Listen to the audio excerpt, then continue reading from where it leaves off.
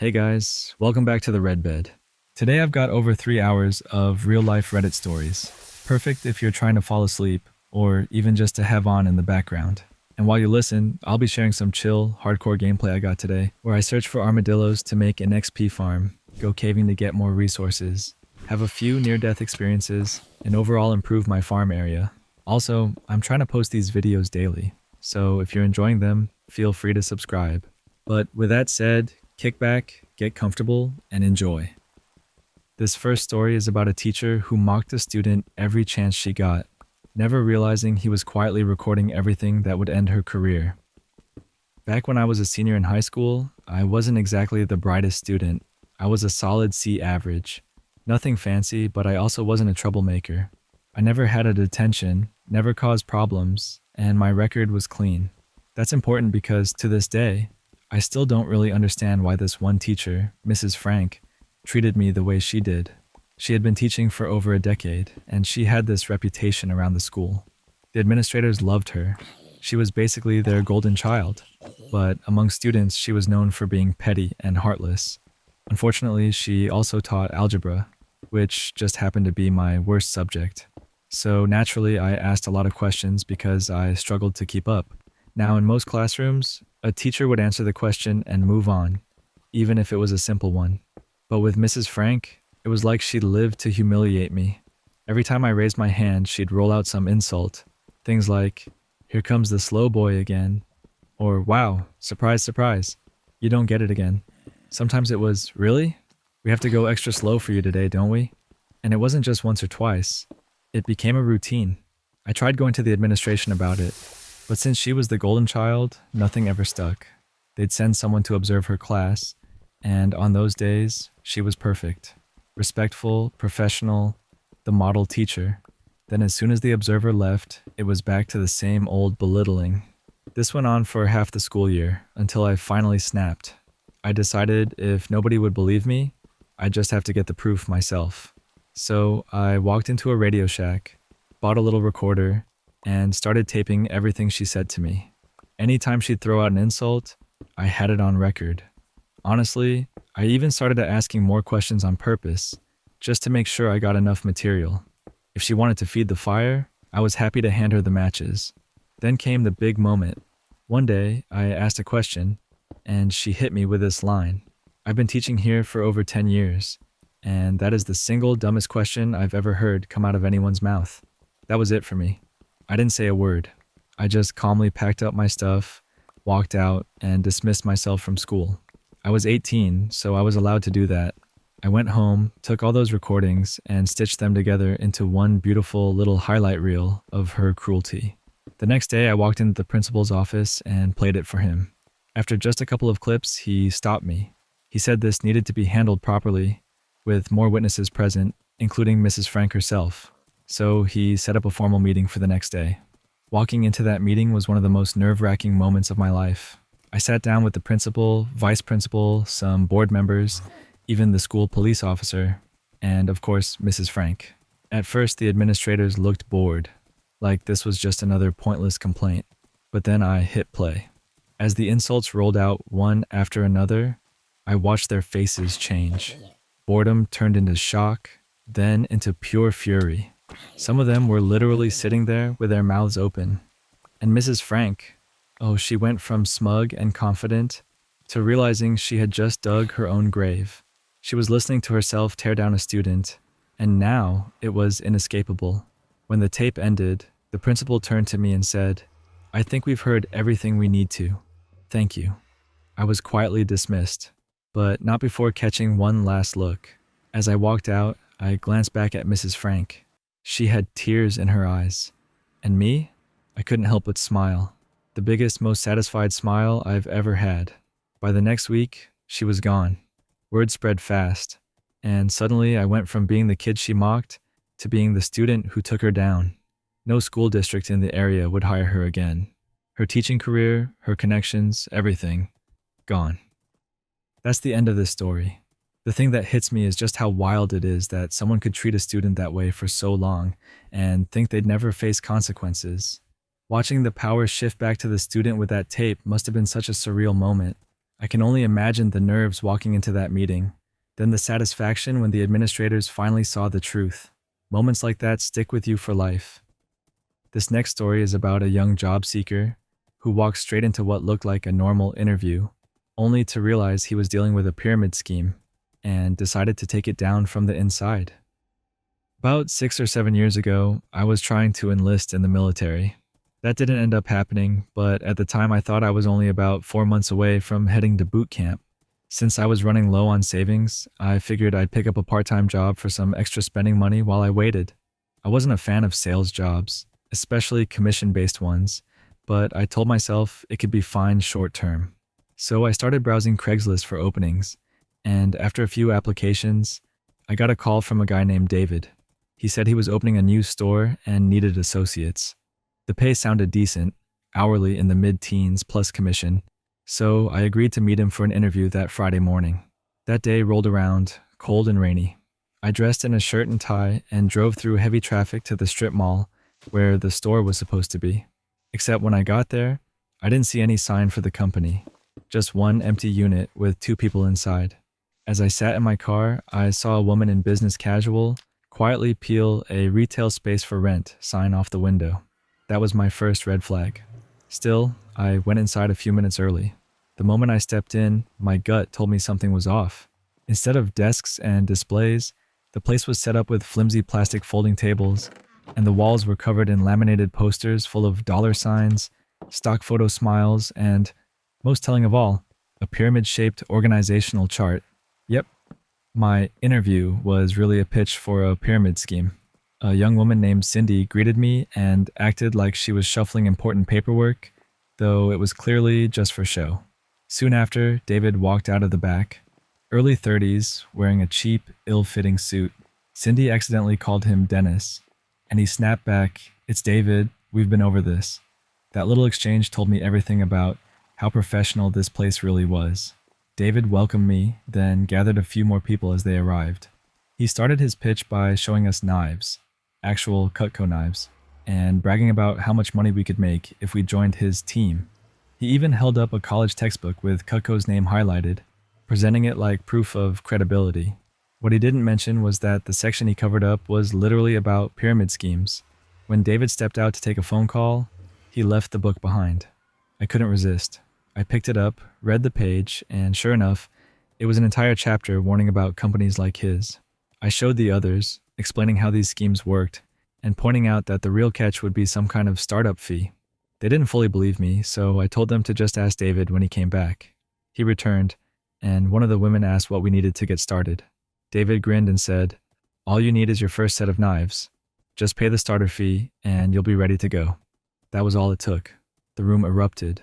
One guy cursed him out, another walked out immediately, and a pregnant woman burst into tears because she thought she had found a job she could do during her pregnancy. David was flustered, demanding to know who ruined his pitch. Cindy tried to distance herself, insisting she barely knew him. Eventually, we all left, shaking our heads. As I headed out, I noticed that "For Rent" sign leaning against the wall. I called the number listed and spoke to the property manager, explaining what had just happened. She wasn't surprised. Apparently, these short-term scams popped up often. She thanked me, said they hadn't finalized the lease yet, and that they'd take action. A few weeks later, I got an angry email from David himself. He accused me of ruining his life, complained that the property managers refused to refund his down payment, and ranted about how I had destroyed his chance at running the business. He even insulted me and my mom in the process. So I forwarded the entire email to the property manager. She told me their lawyer was thrilled to have such a clear admission in writing. That was the last I heard of David. Looking back, I think it's kind of funny. I walked in looking for a quick part-time job, and instead I ended up blowing up a pyramid scheme before it got started. That's the end of this story. What stands out to me here is how fragile these schemes actually are, once people start asking the right questions. All it took was one person flipping open a book and saying, "Hey, look at this," and the whole operation crumbled. I kind of like how the property manager jumped on it too, almost like everyone was just waiting for this guy to slip up. And honestly, it feels pretty satisfying that his own angry email ended up being the nail in his coffin. This next story is about a hotel night shift worker who decided to have some fun with a scammer and ended up exposing way more than the scammer bargained for. I worked the night shift as a receptionist at a hotel in Norway, and most of my shifts are quiet. A lot of nights it's just me, my computer, and way too much free time. I usually pass the hours with Netflix or a few games, but last summer things were so slow, I started running out of things to keep me occupied. That's when an email popped into my inbox from someone calling himself Scooter. Now I've been in this job long enough to spot a scam from a mile away, and this one had red flags all over it. Scooter wanted to book a long stay, close to 20 days. He asked me to send him the total price and said once I confirmed availability, he'd send over his credit card details so I could pre-charge the room. Normally, we just delete those kinds of emails without a second thought. But that night, I was bored out of my mind. So I decided to play along. I sent him an offer for around $2,000 for the whole stay. I also threw in the detail that he could cancel for free up until the day of arrival, just to make the bait more believable. Sure enough, he responded quickly with a Visa card number and asked me to charge it right away. In our industry, this scam is common. Unlike most businesses, hotels can actually charge a card with just the number and expiry date. No PIN code, no security code. The software even allows us to deposit money directly into bank accounts using card details. Scammers like Scooter rely on this loophole. They use stolen cards to prepay, then cancel and ask for the refund to be sent to a different account they control. It's basically a money laundering trick. So I ran the card number through our system. As expected, the card didn't belong to Scooter. I told him the card had been declined due to insufficient funds. He didn't waste any time and sent me another card. Different name, different bank, even a different country. Same result. It wasn't his. By this point, I knew I could call the banks and report the stolen card numbers, but I still had a few hours left in my shift and figured I might as well make things entertaining. I emailed him back, pretending the second card had gone through, and even gave him a fake reservation reference number. Predictably, a few hours later, Scooter sent another email. He suddenly lost his wallet and had canceled the card he supposedly paid with. He asked if I could refund the money to a different card, this one from a Polish bank. At this point, I knew exactly what he was doing. Polish bank accounts are often used in laundering schemes, so the story fit perfectly. I told him it was no problem. I could transfer the money as soon as I had the card number. To really toy with him, I added that our email server would be down for maintenance soon, so if he needed the money right away, he should call the hotel before my shift ended at 7 a.m. He called almost instantly. I got his Polish card number and even his phone number. I told him I processed the refund and it would hit his account by noon. Of course, I didn't transfer a thing. Instead, when my shift ended, I went home with all the information he'd just handed me. Out of curiosity, I plugged his phone number into Facebook. And sure enough, there he was. His profile was wide open, complete with photos, his address, and even where he worked. That's when it clicked. Scooter wasn't just some random scammer. According to his profile, he worked at a hotel in the UK, which meant he probably had access to card numbers from real guests. That explained where he was getting the stolen details he tried on me. I decided to call his manager directly. I explained what had happened, gave him the names of the card holders, and told him they'd both been guests at the hotel. The manager absolutely lost it.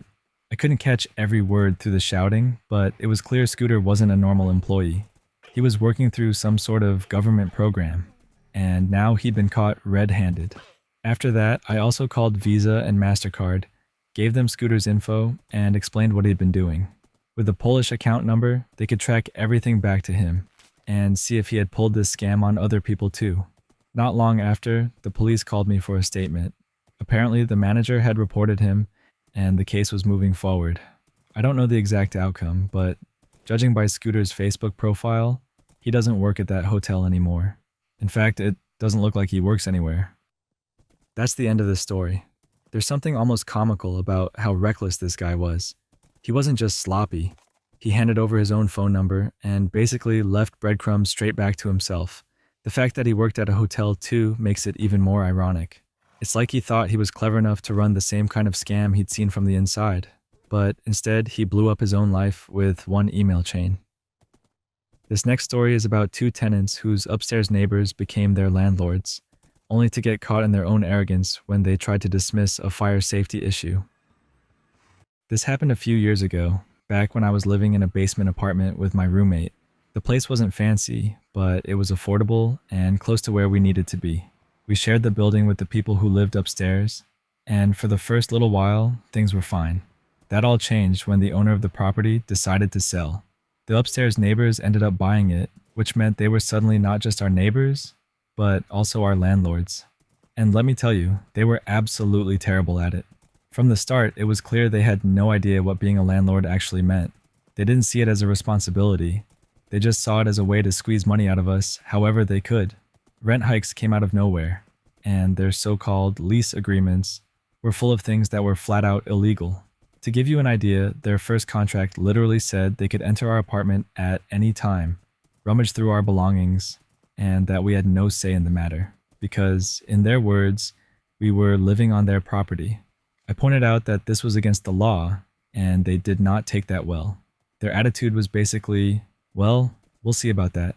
And wouldn't you know it, the same clause mysteriously appeared in the final contract before they expected us to sign. So yeah, it was that kind of situation. But the moment I really remember is when our fire alarm stopped working. Now, a working fire alarm is not optional. It's a legal requirement. So like any reasonable tenant, we reached out and said, hey, the fire alarm stopped working. Their response? A very dismissive, so what? We explained again, we need to have a working fire alarm, and it's your responsibility as the landlord to make sure we have one. Their reply was just as arrogant. No, it's not. If you want one, you can buy it yourself. At that point, I reminded them, actually, the law says otherwise. And that's when they shot themselves in the foot. Maybe they were tired of us correcting them, or maybe they thought they could finally shut us up, but their response was pure sarcasm. Oh, the law says otherwise? Well, we'll just see what the fire marshal has to say about that. When we read that message, my roommate and I just burst out laughing. They thought they were going to call the fire marshal, get support, and then use that against us. We happily told them, okay, yeah, go ahead and do that. The next morning, there was a frantic knocking at our door. We opened it to find our landlords and their whole family standing there, looking panicked. The main guy was holding a bag stuffed full of brand new fire alarms. Not just one, but one for every single room, plus a couple of spares. He begged us to let him in immediately, even though technically landlords have to give 24 hours notice. He claimed it was an emergency, that he absolutely had to install these alarms right away. We tried to keep a straight face, but honestly, it was hard not to laugh right in front of them. They rushed through the apartment, putting up alarms in every room, apologizing over and over for the delay. They even told us, if you need anything, don't hesitate to ask, as if we hadn't just spent weeks arguing with them about their responsibilities. I have no idea how their conversation with the fire marshal went, but judging from their complete change in attitude, it clearly wasn't in their favor. In the end, their attempt to call our bluff only backfired on them. They complied with the law in the most dramatic way possible, and the whole thing turned into a story my roommate and I still laugh about to this day. That's the end of this story. Man, that's one of those moments where you can almost picture the panic setting in. It's kind of funny how quickly their tune changed once a real authority got involved. I like how the situation flipped from dismissive arrogance to them scrambling with a bag full of alarms. And honestly, you can just imagine the awkward energy while they rushed around the apartment trying to make it right. This next story is about a long-term relationship that crumbled after years of mixed signals, ending with a cruel confrontation over body image and broken promises. I spent over 10 years with my ex. For a long time, I thought I had found what I always wanted. Someone who made me feel seen. Someone who told me every single day that I was beautiful and that he was lucky to have me. Sure, we argued sometimes, but overall it felt like the kind of relationship I had always imagined for myself. But things started to shift after I was in a car accident in 2015. The injuries weren't life-threatening, but they left me in pain, and I carried stress that showed up in my body. I gained about 30 pounds during that time, which put me at around 165 pounds on my 5'3" frame. 4 years later, I had another accident that only made the injuries worse, and because of that, our intimacy slowed down, though I thought it was just because of my physical limitations. Early on, maybe 4 years into our relationship, we had a fight where he admitted he wasn't as attracted to me after the weight gain. It crushed me, but I worked hard, lost about 15 pounds, and we carried on. He still told me I was beautiful every single day, and I let myself believe it. There were other cracks, though. On our very first date, I asked him if he wanted marriage and kids. He said yes. A couple of years later, after I was already in love and invested, he admitted that he absolutely did not want either. That hit me like a punch to the gut. I tried to move past it, but it was always in the back of my mind, knowing he would never propose, knowing I'd never be a mom with him. Still, I stayed, trying to accept what I couldn't change. Fast forward to our 10-year anniversary. We went on a week-long cruise. We talked about forever, about how we'd grow old together. We made plans for more vacations, for projects around the house. I let myself believe in that future. Then one morning, while our house was under construction, we were staying at a hotel. We went down for the continental breakfast. I grabbed a bagel, spread a tablespoon of cream cheese on each side. Nothing outrageous, just how I liked it. I noticed him watching me, his face twisted like I was doing something disgusting. I ate half and, not wanting to waste, I asked if he'd take the other half back to the room for me to eat later. His response? "Oh my God, you really want to save that?" The way he looked at me, like I was revolting, stung so badly that I snapped. I threw the rest in the trash and walked out without saying goodbye. That night, he came home and apologized, kissed me on the head, said he was sorry for being a jerk. I told him he had been more than just a little rude, that he couldn't talk to me that way, or look at me like I was disgusting. But instead of understanding, he doubled down. He went on about how much cream cheese I put on the bagel, how gross it was, how I eat too much cheese in general. He even said he didn't bring cheese back to the hotel room on purpose because I'd just eat it all. Then he hit me with the real truth. He said he wasn't attracted to the shape of my body anymore. That's why our intimacy had faded. He called me cluttered. He said I was eating badly, gaining too much weight, though I was still the same 165 pounds I had been for years. He even mocked my body, saying, "Do you not understand geometry? The shape. And then, your stomach sticks out farther than your chest." I pushed back, telling him that if he really thought I wasn't healthy, there were more constructive ways to talk about it. But he just kept hammering at me. He asked if I was honestly happy with the way I looked. I said yes, because I was. Then I turned it around on him, bringing up the lies. How he said he wanted marriage and kids, then later said he didn't. His answer this time? I have always wanted to get married and have kids, but not to someone I'm not attracted to. I asked how long he had felt that way. He admitted it had been a long time. Frustrated, I asked if I lost 30 pounds. Would he want to marry me then? He said it wasn't about the number, it was about the shape of my body. Not being in shape, but literally the shape. I suggested therapy, that we could work through this if we actually talked things out. His answer was simple. He thought we should break up, and that was it. 10 years, done. What makes it sting even more is that I had planned to surprise him for his birthday at the end of the month. He's a musician and a sound technician, and his dream has always been to own a Gibson Les Paul. I was going to buy him a custom one, at least $2,000, because I thought he had been so supportive and amazing during my accident recoveries. But after how everything ended, I can't help but wonder if it would be wrong of me to send him an email on his birthday, just to tell him what he would have gotten if he hadn't broken up with me. That story ends there. Wow, that one really leaves a mark. It's wild how something as small as a bagel can uncover so much that was bubbling under the surface. The way it went from a casual breakfast to the truth about how he'd felt for years is kind of shocking. And it's tough to think about how someone can plan a future with you one day, then flip everything around the next. This next story is about a couple who planned a cruise with family, only to back out after unexpected strangers were added to the trip without warning. My sister-in-law and I had been planning to take a cruise together with our husbands. Her husband is my brother, and the idea was that the four of us would spend some time together, just family. We're all in our 40s, and it seemed like a good chance to relax and enjoy a vacation we could all look forward to.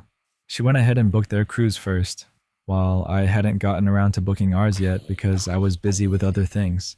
She assumed I had already booked though, so as we're texting about details, she casually mentions that she invited 2 other couples to join, and that they had already booked as well. These are people my husband and I don't know at all. Now, this wasn't the first time something like this had happened. She has a pattern of inviting extra people to things we thought were going to be just us. There have been dinners out where I thought it would just be the 4 of us, And then suddenly she shows up with friends we've never met. Whenever that happens, my husband and I end up feeling like the extra people at the table. We've always gone along with it, paid our share, and tried to be good sports, but it still left us feeling like we didn't really belong. When I told my husband about the cruise situation, he said he didn't want to go anymore. And honestly, I felt the same. If we had planned for it to be a group trip from the start and maybe invited some of our own friends, that would have been different. But we hadn't. We'd been picturing it as just the four of us. A family trip, not a big group vacation with strangers who had been friends of hers for years. It didn't sit right with either of us to spend all that money and take time off work for a cruise where we would once again feel like outsiders. So I told her that we decided not to go and that I hoped she had fun with her friends. I admit the way I said it was a little pointed, but I was also trying not to start a huge fight about it. She didn't take it well. She couldn't understand why we wouldn't want to go just because other couples were invited. To her, it was no big deal. But from our side, it felt like we had been left out of the decision entirely, and that our expectations didn't matter. For us, it wasn't about being controlling. It was about not wanting to feel like tag-alongs during an expensive trip that was supposed to be family time. And that's where things stand. She's upset, I'm feeling a little guilty, and my husband and I are sticking to our decision. It might seem petty to some, but for us, it just didn't feel right to go under those circumstances. That's where this story finishes. I get why that would sting. Planning something as big as a cruise and then finding out the whole dynamic has shifted is a lot to swallow. It's not even about the money or the trip itself, but about expectations being completely flipped. I can see how it would make anyone hesitate before committing to a vacation like that. This next story is about a workplace where a pretentious new manager demanded respect, only to end up with a nickname that followed him all the way out the door. In one of my old jobs, I had a front row seat to some of the worst management I've ever seen.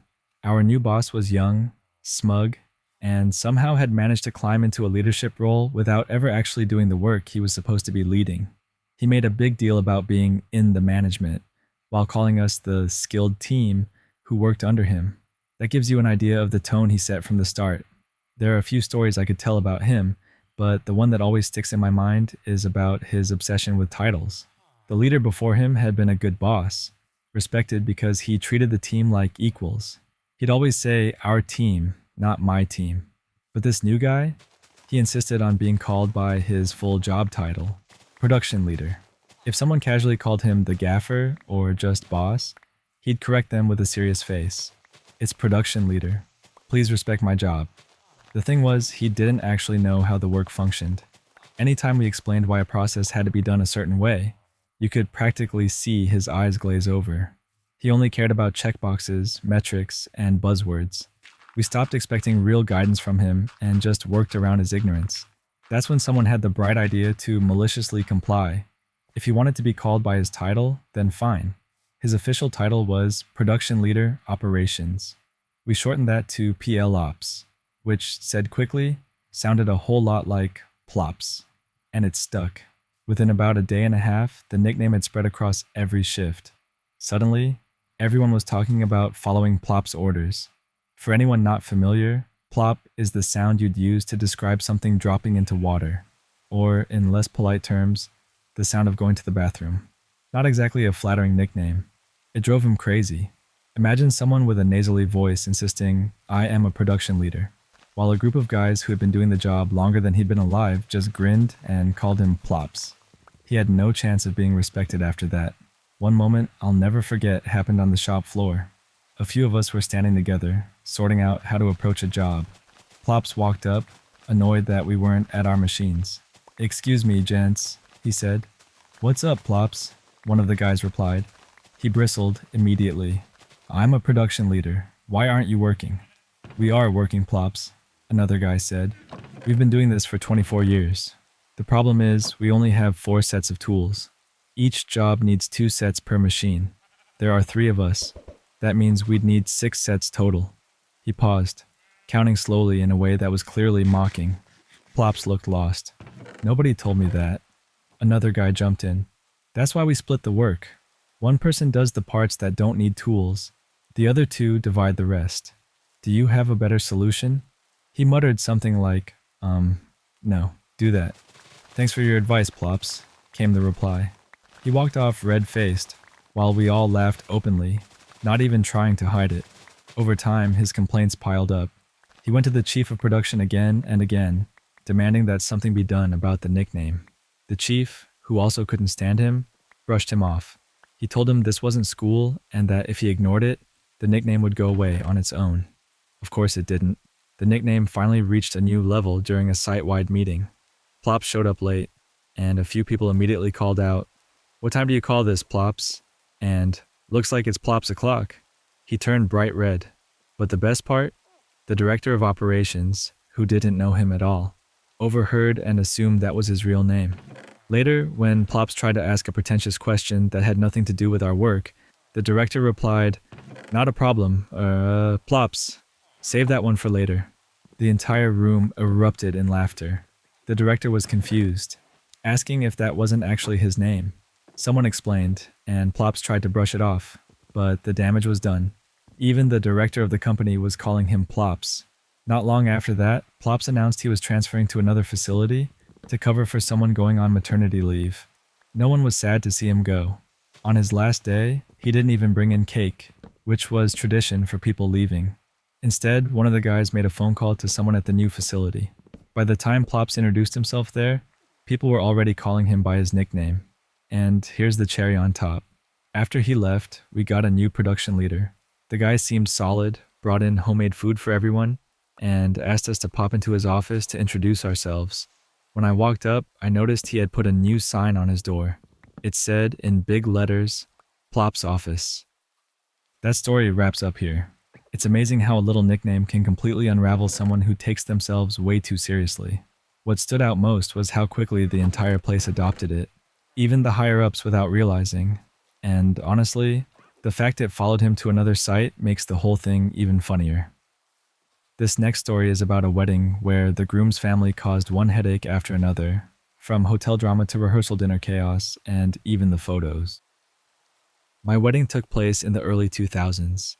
My husband and I were both college students at the time, so the wedding wasn't anything extravagant. It was held in our college town, and while there were plenty of guests, the whole event was pretty simple. We had the ceremony in a church, followed by a reception in the church basement with a buffet dinner. My parents covered almost all of the costs, with the one exception being the rehearsal dinner, which his parents had agreed to handle, or at least that was the plan. To make things easier for everyone traveling in, we contacted a nearby hotel and arranged for a block of rooms to be reserved for our guests. We included all the details in the invitations, and it worked out exactly as expected. My whole side of the family booked their rooms in that block. My husband's extended family also booked rooms, as did our friends who were coming in from out of town. But his immediate family, his parents and his adult siblings, didn't. We only found out when they arrived in town, expecting that we had personally reserved and prepaid for their hotel rooms. On top of that, his sister started loudly telling anyone who would listen that I had reserved rooms for my family and not for his. Luckily, everyone else knew this wasn't true, because they had booked their own rooms without issue. Still, it was a stressful way to start things off. Once they did get settled into the hotel, it didn't take long for another problem to show up. The rooms were non-smoking, clearly marked as such. His dad ignored that and lit up anyway. Before long, the smoke detector went off. Not just in their room, but throughout the system. The entire hotel had to be evacuated, all because he couldn't wait until he was outside. Then came the rehearsal dinner. We kept it low-key, just a small dinner, at a casual restaurant in town. We didn't rent a private room or hire dedicated staff. We just had a table for about 12 people set aside. My husband's dad had agreed to pay for it as his contribution, and we trusted that. When the bill came, though, he suddenly claimed he didn't have the money. With no other option, my husband, who was still a broke college student, had to put it all on his credit card. It wasn't just frustrating. It was a huge financial hit for us at a time when we had barely anything to spare. The last blow came with the wedding photos. His dad had offered to be the photographer as his wedding gift to us. At first, that sounded generous. We thought it would save money and that we'd still end up with meaningful photos. But during the ceremony, he went up into the balcony, planted himself in one spot, and stayed there the entire time. All of our wedding photos are from the exact same angle, far away, and mostly showing the backs of our heads. No close-ups, no photos of special moments, no variety at all. To make matters worse, he didn't even bother to print them. He worked at a camera store and easily could have done it for free. But instead, he just burned the files onto a CD-ROM and handed it to us. That was the extent of our wedding album, a stack of blurry images from one high-up perspective. Looking back now, it almost feels comical, but at the time it was just one frustration after another. That's the end of this story. That whole situation sounds exhausting. What stood out most to me was how each moment that should have been simple kept turning into another problem. It's wild how something as big as a wedding can get overshadowed by small but constant stress like that. And honestly, the image of all the guests having to evacuate the hotel because of his dad smoking is something that's hard not to shake your head at. This next story is about two siblings who clashed over their father's affair, and years later, that tension came back around when one of them experienced cheating firsthand. To start with, I need to be upfront about the dynamic in my family. My sister has always had a very particular attitude about what happened when our dad cheated on our mom and eventually married the woman he cheated with. For as long as I can remember, she hasn't understood why our mom refuses to play along with the idea of one big happy family, including dad and his affair partner. Over the years, my sister actually bonded with that woman, and ever since then she's been more and more critical of mom. She's told mom flat out that she wants her to be friends with dad's affair partner, that she wants a two-mom family unit. She's even gone as far as saying she doesn't understand why mom doesn't like them, because in her words, dad didn't do anything that bad, and his affair partner is a good person. Hearing that has always been hard for me to swallow. For context, when everything fell apart, I was 12 years old and my sister was 10. The marriage exploded in front of us, and we knew why immediately. Dad and his affair partner didn't hide it. They flaunted it. They didn't show a shred of shame about what had happened. My sister made her decision quickly. She wasn't going to be angry. She got close to Dad's affair partner and eventually saw her as part of the family. I went the other way. I pulled away from Dad. I refused to give his affair partner a chance because to me, she was the person who knowingly got involved with someone who was married to my mom. I told them I wasn't interested in pretending. I wanted to live with mom and stay out of whatever family they were trying to build. When I was 15, a judge agreed that I no longer had to spend time at my dad's house. That gave me some peace of mind, but it also caused more friction with my sister. She was upset because it made her dream of a family unit even less possible. I told her the truth as I saw it. She wasn't going to get that, and I wasn't going to fake liking people I found disgusting. She even argued back that it wasn't that bad, because in her mind, Dad and his affair partner actually loved each other. From that point on, our relationship has been rocky. She resented me for breaking the image she wanted, and I couldn't understand her dismissiveness toward mom. To me, she seemed willing to give infinite understanding to Dad and his affair partner, but almost none to the person who was hurt the most. Fast forward to now, and things have come full circle in a way I never expected. My sister has a boyfriend, and they were together for about a year and a half. Recently, she found out he cheated on her. She came to me and mom for comfort. She wanted support, sympathy, someone to lean on. And I'll admit, I didn't handle it the way she wanted. Instead of being supportive, I threw her own logic back at her. I told her she should just get over it, because her boyfriend didn't do anything that bad. I told her maybe she should befriend the other girl and form a happy little family with both of them. That was exactly the type of thing she used to tell mom about Dad and his affair partner. She broke down and cried. She begged me to stop being cruel, but I couldn't help myself. I told her this was exactly what I had been trying to explain for years.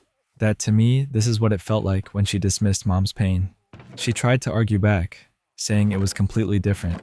She said in her case, her boyfriend and the other girl were terrible people for doing what they did. I looked at her and said, "Welcome to how I see Dad and that woman." She told me I was being an awful brother. She wanted me to be there for her, but I told her I couldn't stomach the hypocrisy. For years, she had acted like cheating wasn't so bad, and now suddenly it was the worst thing in the world. So now I'm stuck wondering, was I the jerk here for throwing her words back at her?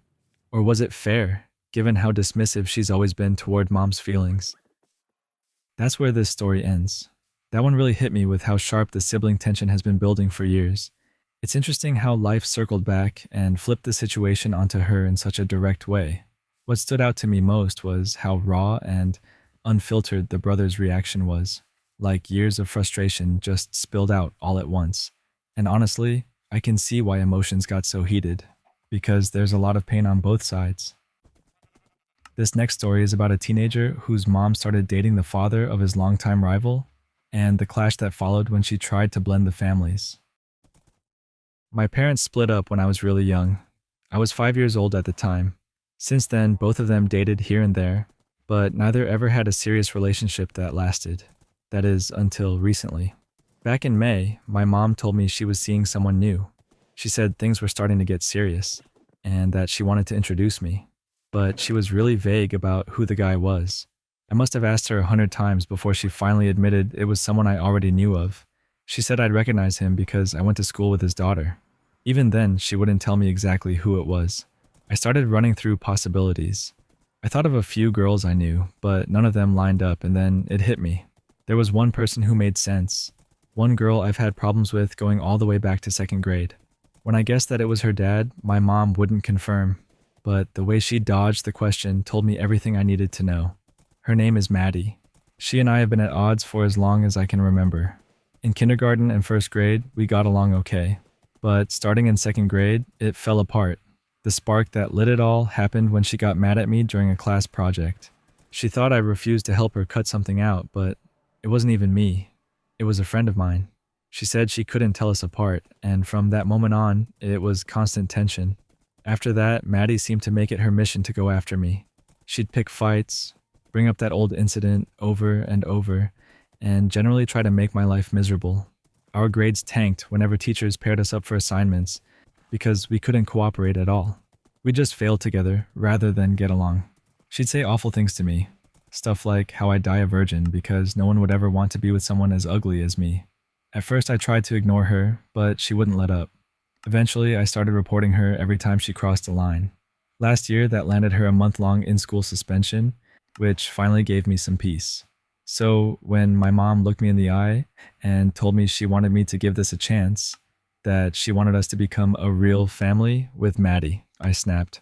I told her flat out that I would never consider Maddie family, and I said things I can't take back. I told her to go screw herself for even trying to push it on me. After that, I went to my dad. I asked if I could live with him full time instead of splitting my time 50-50 like before. He didn't hesitate. He said of course. So I moved in. Since then, I haven't met Mom's boyfriend, and I refuse to spend any time around him or Maddie. I don't even visit my mom anymore.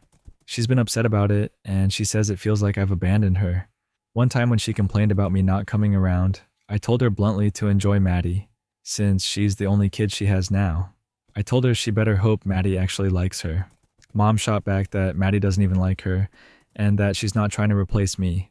But she also said she loves Maddie's dad and wants me to love her enough to at least try. For me, though, that's a hard no. After years of conflict, being told to suddenly accept Maddie as family feels impossible. And now my mom thinks I'm the one being unreasonable. That story wraps up here. That's a tough one. What really stuck out to me was just how deep the history goes between him and Maddie. It's not just a little school rivalry. It's years of bad blood. I can see why emotions would boil over when family suddenly got mixed into it. And honestly, the way the mom kept dodging the truth before the introduction almost makes it sting more.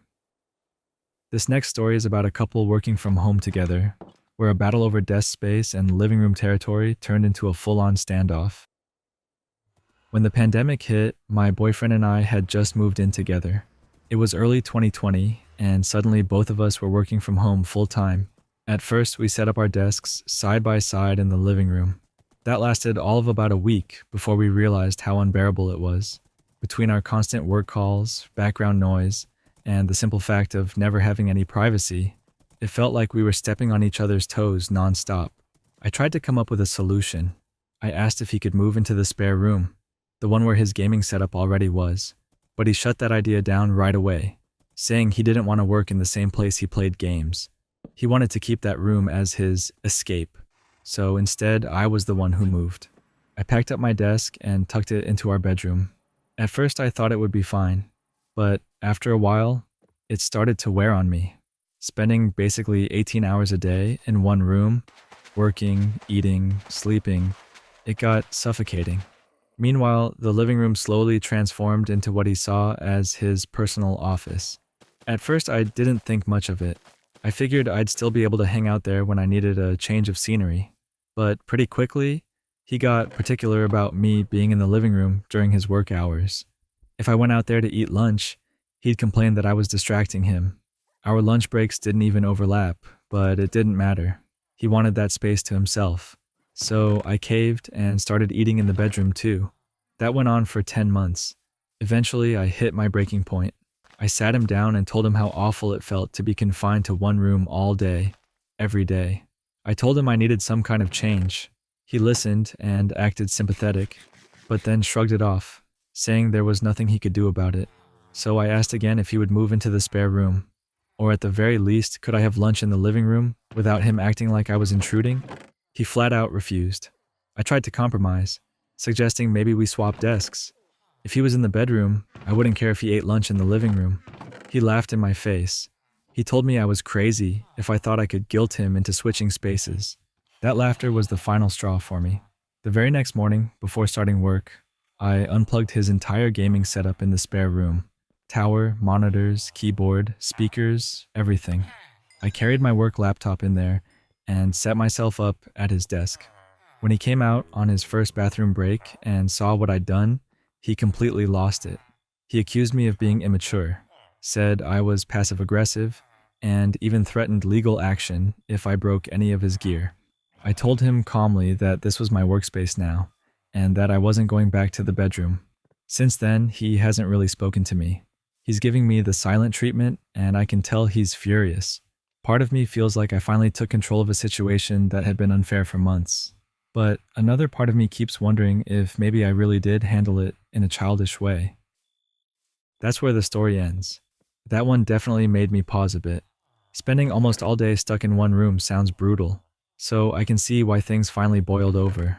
What really stood out to me was how dismissive he was about swapping, especially the way he laughed. That kind of reaction would sting. And honestly, the image of unplugging his whole setup before he noticed is both bold and kind of funny in its own way. This next story is about someone who developed a quiet crush on a coworker, only to get unexpectedly called out in a way that left them feeling embarrassed and exposed. I work in retail, and for a little while now, I've had a small crush on one of my coworkers. It's nothing serious, and I know deep down I'm not going to act on it. There are too many reasons not to. Workplace dynamics, timing, and just the fact that I know these things usually fade with time. But even though I tell myself that, I can't help the way I catch myself looking at him when we're working together. It's never meant to be obvious. At least I thought it wasn't. Just little glances here and there. Nothing over the top. The kind of thing where, if someone noticed, I figured they'd just assume I was zoning out. Still, I knew it was kind of cringeworthy, but crushes have a way of making you do things you wouldn't normally do. Earlier today, toward the end of my shift, I found myself in the break room. I was feeling anxious and needed a moment to decompress. My friend happened to be there at the same time, and so was my crush. For a little while, it was fine. My friend and I chatted about school and university stuff until her break was over. When she left, it was just me and him. We sat there in silence for a bit. I pulled out my phone and started scrolling on TikTok, trying to look busy. We weren't making eye contact, and I thought maybe that was better anyway. Then, out of nowhere, he spoke up. He said, "I wish I could do that." I looked up, confused, and asked, "Do what?" He replied, "Just sit there and do nothing." Still not understanding, I asked him why not, and that's when he hit me with it. He said, "Because you're always watching me." I froze. For a few seconds, I literally couldn't think of a single thing to say. It felt like my brain just went blank. My heart sank straight into my stomach, and I could feel my face heating up. When I finally managed to respond, all I could do was deny it. I told him I wasn't watching him, and even if he thought I was, I wouldn't admit to something like that anyway. He didn't respond. He just let the silence sit there, and that silence was so much louder than anything he could have said. Eventually, we started making small talk about random topics, but the air between us felt heavy with awkwardness. I could feel myself stuttering more than usual, and I'm pretty sure my cheeks were flushed bright red the entire time. To make it even more awkward, my shift ended right as his break wrapped up, so we had to leave at the same time. We walked out together, still trying to make conversation, but the weight of what he'd said lingered. Now I can't stop replaying the moment in my head. Part of me wants to quit my job and never see him again, just to escape the embarrassment. I keep asking myself if I was really being that obvious the whole time, and it makes me cringe to think that maybe I was. That's where the story ends. I felt secondhand embarrassment just imagining that moment. Getting called out like that, especially by someone you have a crush on, would throw anyone off balance. What really stood out was the silence after his comment. Sometimes that says more than words. And honestly, it's kind of surprising how quickly a normal break room moment can flip into something that sticks in your head for days. This next story is about a father who overheard his wife and stepdaughter belittling his son, and it completely derailed the Mother's Day celebration he had planned. I'm a 37-year-old dad, and I have a 13-year-old son. I was widowed before meeting my current wife, who has a 16-year-old daughter from a previous relationship. For the most part, our blended family works well enough. We get along on the surface, but my son and my wife's side of the family couldn't be more different. My boy is naturally quiet. He's not antisocial, but he keeps to himself. He reads, plays games, and enjoys his own company. That's just who he is. My wife and stepdaughter, on the other hand, are both loud, outgoing, and love to socialize. They thrive on gatherings, events, and family activities. They've always encouraged my son to be more like them, pushing him to join parties, interact more, or open up. For him, that's exhausting. At one point, he came to me and said he hated being forced into situations that drained him. He said he felt like his need for space was constantly invalidated. I took that seriously. I sat my wife and stepdaughter down and told them flat out, he deserves the freedom to spend his time how he wants. He's not hurting anyone, and they need to respect that. They apologized and agreed to ease up. I thought we'd move past it. With Mother's Day coming up, I wanted to do something special for my wife. I started planning a surprise celebration at a restaurant, inviting her family so she could feel appreciated. Unfortunately, the surprise didn't last. My stepdaughter spilled the beans so my wife would be prepared. I brushed it off, thinking it wasn't the end of the world. The day before the dinner, I came home from work earlier than expected. As I walked in, I overheard a conversation in the living room. My wife was talking to my son, and I froze in place to listen. She asked him to convince me to let him stay home instead of coming to the dinner. He sounded confused and asked why. Her answer stunned me. She told him that his introverted, socially inept attitude would make her family uncomfortable and ruin the mood. My son immediately tried to reassure her. He promised he'd behave, that he'd do his best to socialize and not be a burden. But she brushed him off, saying she didn't believe him. He kept trying.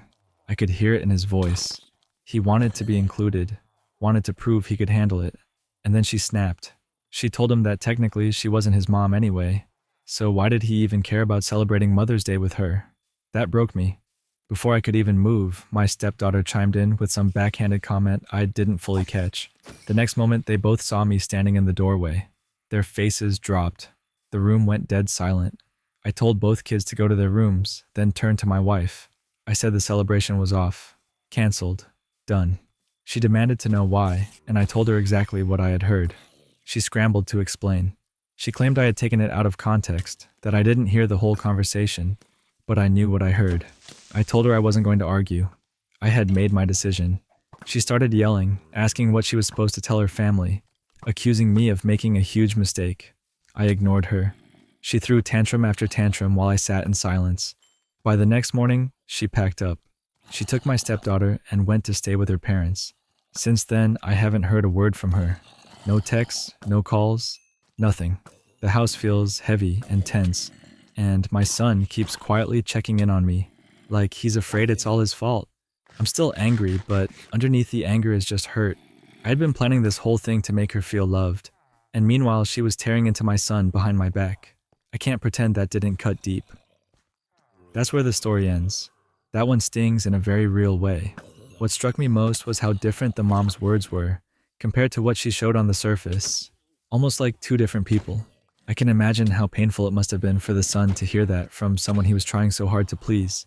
And honestly, the way the dad canceled everything right there makes complete sense, because you can only hear something like that once before it changes how you see things.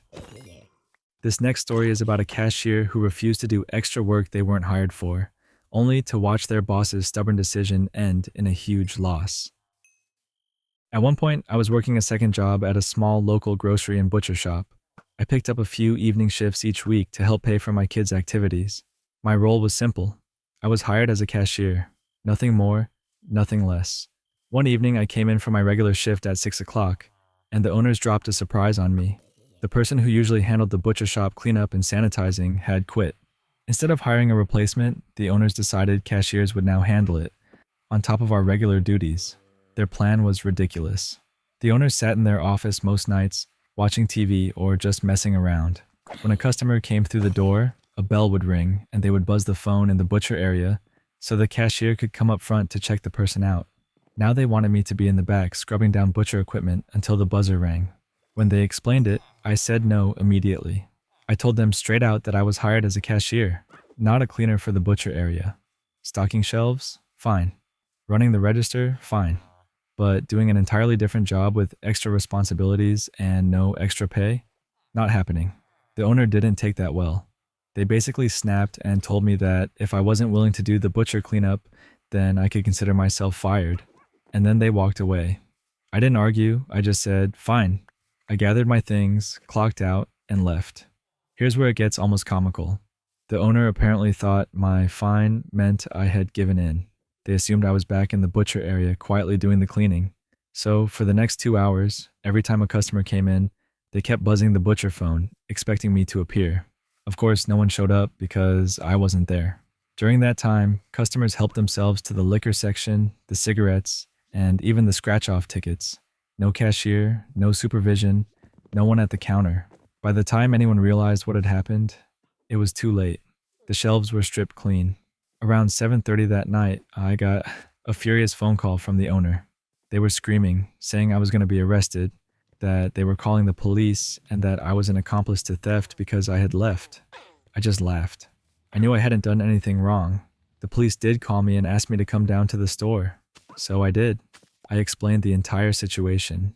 I told them the owner had fired me outright and that I went home, just like anyone would after losing their job. I also told them the CCTV cameras would show exactly what happened.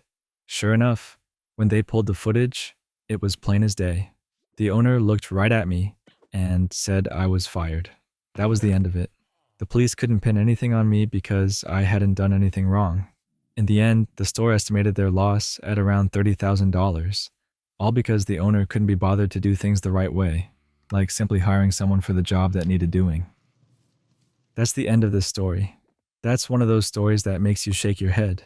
The part that stood out most to me was how the owner actually thought they could blame the cashier for walking out after being fired. The mental image of the bell ringing over and over while no one shows up is almost cartoonish. And honestly, losing 30 grand because of pure arrogance is about as wild as it gets. This next story is about a young couple who got taken advantage of by their landlord, only for fate to give them the perfect chance at payback years later. Back in the late 90s, my wife and I were newly married and just starting out. We had decided to live the DINK lifestyle, double income, no kids, at least for a few years, so we could save aggressively for a house. The dot-com bubble was still rising, and I was fresh into my career as a software developer. At first, I worked an entry-level job, but eventually I got recruited to a new city with a position that tripled my salary. It was too good to pass up. I ran the numbers, and the plan was simple. We would live frugally, pay all the bills with my wife's income, and save my entire salary. By the end of a year, we'd have enough for a full 20% down payment on a house. That was the dream. We found an apartment in the new city for $950 a month. The landlord was a real estate agent named Hank Wazowski. He was a thin, gray-haired, no-nonsense guy. Pleasant enough, but dry, almost cold, and with no real sense of humor. He made a point of telling us in great detail that he was absolutely not responsible for maintaining the garbage disposal. That one appliance was not included in the rental agreement, and if it broke, it was our problem. It was such a weird detail to fixate on, but we just nodded and moved forward. We were obviously good tenants, a young married couple with steady incomes and no red flags. Hank seemed to like that, but he also couldn't get over how much money I was making. At 23 years old, pulling in $75,000 a year in the late 90s, It was a small fortune. Add in my wife's salary, and together we were clearing six figures while renting an apartment far beneath our means. Hank must have said half a dozen times, "I can't believe how much money you make," muttering it almost under his breath. It was awkward, but I brushed it off. We signed the lease for a year, and during that time, we hardly saw him. Once or twice, maybe. Each time, he circled back to my income, as if it bothered him. Eventually, the year came and went, and we had found a house we wanted to buy. The only problem was timing. The house wouldn't be ready until about 2 months after our lease ended. No problem, I thought. We had already asked Hank months before if we could go month to month after the year was up, and he said yes. I called him again, and he assured me over the phone that it would be fine. A few days later, the lease extension arrived in the mail. When I opened it, my jaw dropped. Hank had raised the rent by $500 a month, from $950 to $1,450. That was more than my upcoming mortgage payment on the house we were buying. I immediately called him and asked why. His answer was condescending and smug. "It's what the apartment goes for now. I'd be losing money renting it for less," I argued. I reminded him he had agreed to month at the same rate. He cut me off and said words I'll never forget. "You don't have to like it. You just have to pay it." We tried to figure out other options, but storing our furniture and crashing with friends just wasn't going to work. So I swallowed my pride. I wrote the checks, $1,450 for 1 month, then another $1,450 the next. We moved out as soon as our house was ready. I scrubbed that apartment spotless before handing over the keys, but Hank still withheld $300 from our deposit for bogus damages. In my head, I calculated that he had squeezed me for about $1,200 extra in total, and there was nothing I could do. What made it sting even more was that I later saw his ad in the paper for the apartment. He listed it at just $150 more than what we'd originally paid, not the $500 jump he had forced on me, and it didn't rent. A month later, he dropped the price again to $75 more than what we'd been paying, and that's when it finally got taken. Fast forward 5 years. Life was good. We had bought our house, had a baby, and even though the dot-com bubble had burst, I was still employed. Then one day at work, I overheard a conversation between my coworker Phil and the receptionist. Phil mentioned he was expecting someone named Hank Wazowski to drop off paperwork. My stomach flipped when I heard that name. I asked Phil how he knew Hank. Turns out Hank was his real estate agent. Phil had bought his condo through him and was now selling it so he could buy a house. He was planning on using Hank again for both transactions. I described Hank to him: thin, gray, dry, no nonsense, and Phil confirmed it was the same guy. Right then, the door opened, and in walked Hank. He didn't recognize me at first, but Phil introduced us. I shook his hand and said, "Yes, Hank, you might remember me. My wife and I rented from you a few years back. I'm the software developer who was saving up for a house, and now, here we are. I work here, with Phil." I could see the flicker of recognition in his eyes. He nodded politely, but I could tell his memory was catching up. I let it sit for a moment before adding, "Phil says you're his real estate agent. Small world, isn't it?" Then, casually, I started thinking out loud. So, let's see. Selling the condo for maybe $150,000 to $200,000, then buying a house for around $500,000. That's $650,000 to $700,000 total. An agent getting 3% on both sides would make about $20,000 in commission, right? That's a nice payday. Hank's eyes flashed. He remembered everything now. He left soon after, but not before I made sure to loudly tell Phil, "Don't sign anything just yet. I have a story to tell you." Later, I told Phil everything. The rent hike, the deposit scam, the smug line. "You don't have to like it, you just have to pay it." Phil shook his head and said, "I can totally see him doing that. No way I'm using him now." The next day, Phil fired Hank as his agent, and he made sure to deliver the final line exactly as we planned. "Well, Hank, you don't have to like it. You just have to accept it." In that moment, Hank lost out on about $20,000 in easy commission. And the best part? He knew exactly why. That's where this story finishes. That was such a satisfying full circle moment. What hit me hardest was how Hank's greed over a few $100 cost him $20,000 down the line. The way fate lined up that office encounter almost feels like it was meant to happen. And honestly, hearing Phil deliver Hank's own line back to him is the kind of poetic ending that makes you smile. This next story is about a woman whose mother-in-law kept pushing for a house key. only for the truth to come out in the most awkward way possible at Christmas dinner. I'll start by saying this. I'm 34, my husband is 37, and we've only been married for about a year. We recently bought a new house together, and while it should have been a really exciting fresh start, one issue quickly rose to the surface: my mother-in-law. She has a reputation in the family for being nosy. Everyone brushes it off, saying, "That's just how she is." But to me, it's more than that. She has a habit of pushing boundaries. At our old apartment, she had an emergency key, and on 2 separate occasions, she walked in on us while we were being intimate. My husband didn't think it was a big deal, but for me, it was mortifying. After that, I decided I couldn't trust her with unlimited access to wherever we lived. So when we moved into the new house, and she started pressuring us to give her an emergency key again, I was already on edge. She kept promising it would only be used in a real emergency. But I knew better. She wanted that key for her own reasons. She pushed and pushed until I finally gave in, but not in the way she expected.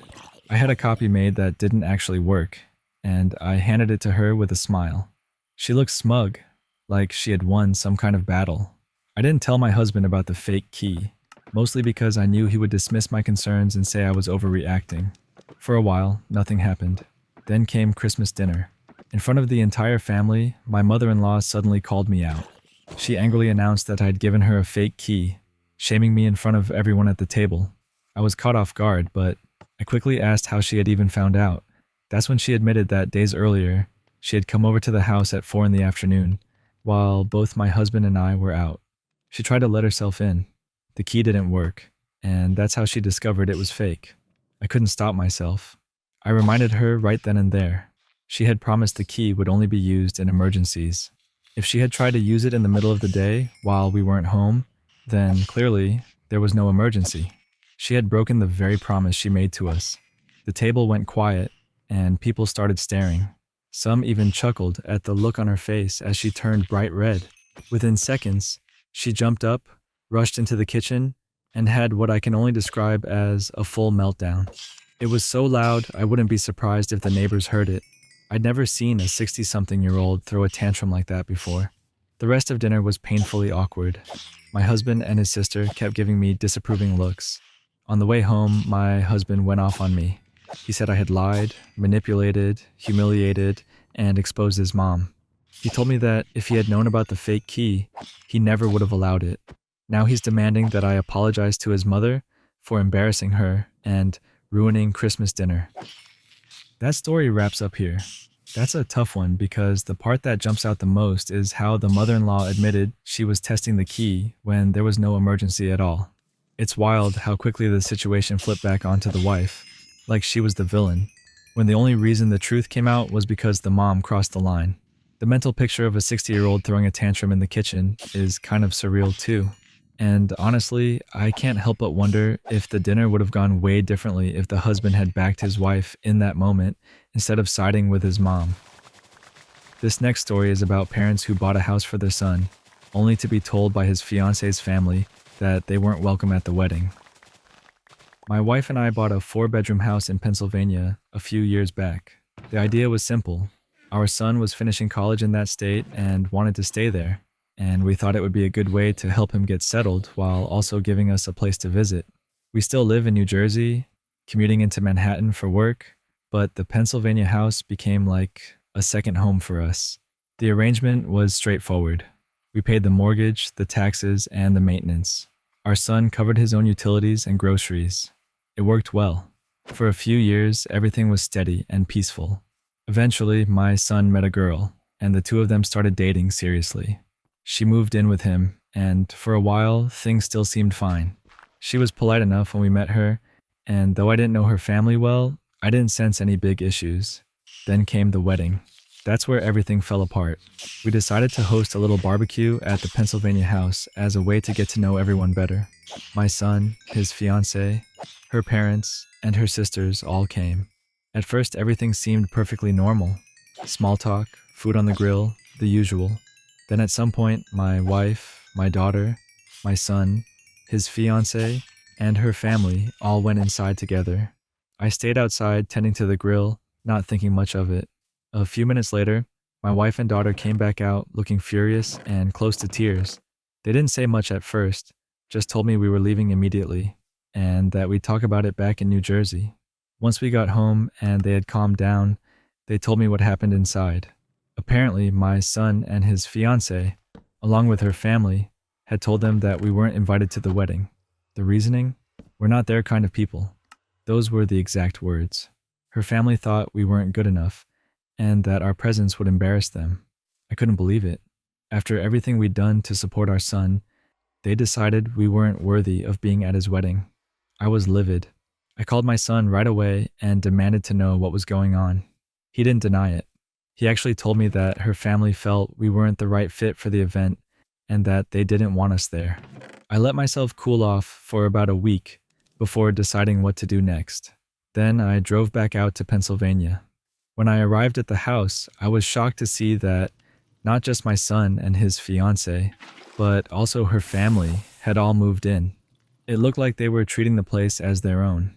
When I walked in, they asked me why I was there, as if I was intruding in my own house. I told them straight up that I had come to speak to my son. They shot back that I should leave their house. That's when I lost my temper. I told them point blank that they had 30 days to pack up and get out. Since they didn't want us in their lives anymore, then fine. They could figure things out without us. I was selling the house. I went into town that very day and met with a realtor to get the house listed. Later, my son called me at work, furious. Apparently, he hadn't realized the house wasn't his. He thought he owned it. I told him clearly, I paid for it, I pay the taxes, and legally it belongs to me. He'd been living there rent-free. But if he was going to side with people who thought his own family wasn't good enough, then he needed to find a new place to live. I told him the same thing I had told his fiancée's family. 30 days, or I'd get a lawyer and start the eviction process. That's where the story ends. The part that really jumps out here is how bold the fiancée's family was, moving into a house they didn't even own, and then trying to push the parents out of the picture. What makes it even more surprising is that the son seemed to think the place was his, probably because he'd lived there so long and covered the day-to-day stuff. But at the end of the day, ownership comes down to whose name is on the deed, and that clash is what really set everything off. This next story is about a hidden family secret that came crashing into the open, leaving behind broken marriages and siblings caught in the middle. I grew up knowing I was different. I'm the byproduct of my parents' affair. Both of them were married to other people when I was conceived. My birth mom ended up pregnant, and since her husband was overseas when I was conceived, she had no way of passing me off as his. She had to tell him the truth, and instead of divorcing, they made a decision that would define my entire childhood. I was handed over to my grandparents on my mother's side to raise. They were the ones who became my parents in practice, while my birth father secretly paid child support without his wife ever knowing. It was like my existence had to be tucked away in the shadows, hidden from the families they were trying to preserve.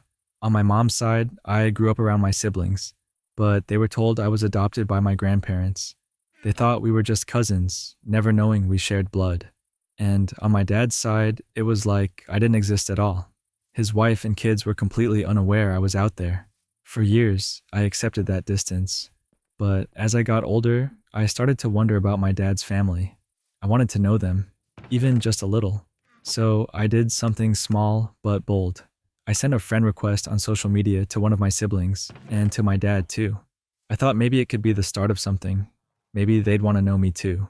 Instead, my dad freaked out. He contacted my birth mom immediately, and soon after, they asked to speak with me over Skype. I remember sitting there, seeing their faces, waiting for something, some connection, some acceptance. But instead, they told me point blank they couldn't risk staying in contact. They asked me to please respect their decision, to move on with my life, and to understand that the secret had to stay buried. Hearing that crushed me. But at the same time, it sparked something else in me, a kind of fury. I felt like my entire existence had been treated as an inconvenience, as something shameful to hide. So instead of respecting their wishes, I went the opposite direction. I reached out to my dad's wife directly. I showed her screenshots of the conversations, and I told her everything. How her husband had been paying child support in secret for years. How I was the proof of his long-ago affair. She was devastated, and not long after, she filed for divorce. I didn't stop there. On my mom's side, I finally told my siblings the truth that I wasn't their adopted cousin, I was their brother. They didn't take it well. In their anger, they told extended family, including my mom's husband's side, and now their marriage is breaking apart too. My siblings are furious with my mom, furious with the lies, and now they resent her for the choices she made. For a brief moment, I felt this wave of satisfaction, like justice had finally been served, like the years of secrecy had blown up in their faces the way they should have all along. But once that feeling faded, I was left with the wreckage. My siblings' lives are upended, their families shaken, and now I can't shake the guilt, because even though my parents created this mess, it feels like I was the one who set the fire that burned it all down. That's the end of this story. It's hard not to feel the weight of this one. On the surface, it sounds like revenge finally catching up to people who spent years hiding the truth. But when you step back, the real damage landed on the siblings, the people who didn't ask for any of this. I can see why the storyteller lashed out after being told to disappear, though.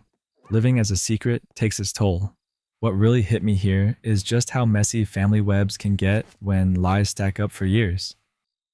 This next story is about a wedding that turned into a standoff between a groom on a tight budget and a friend pushed past their breaking point.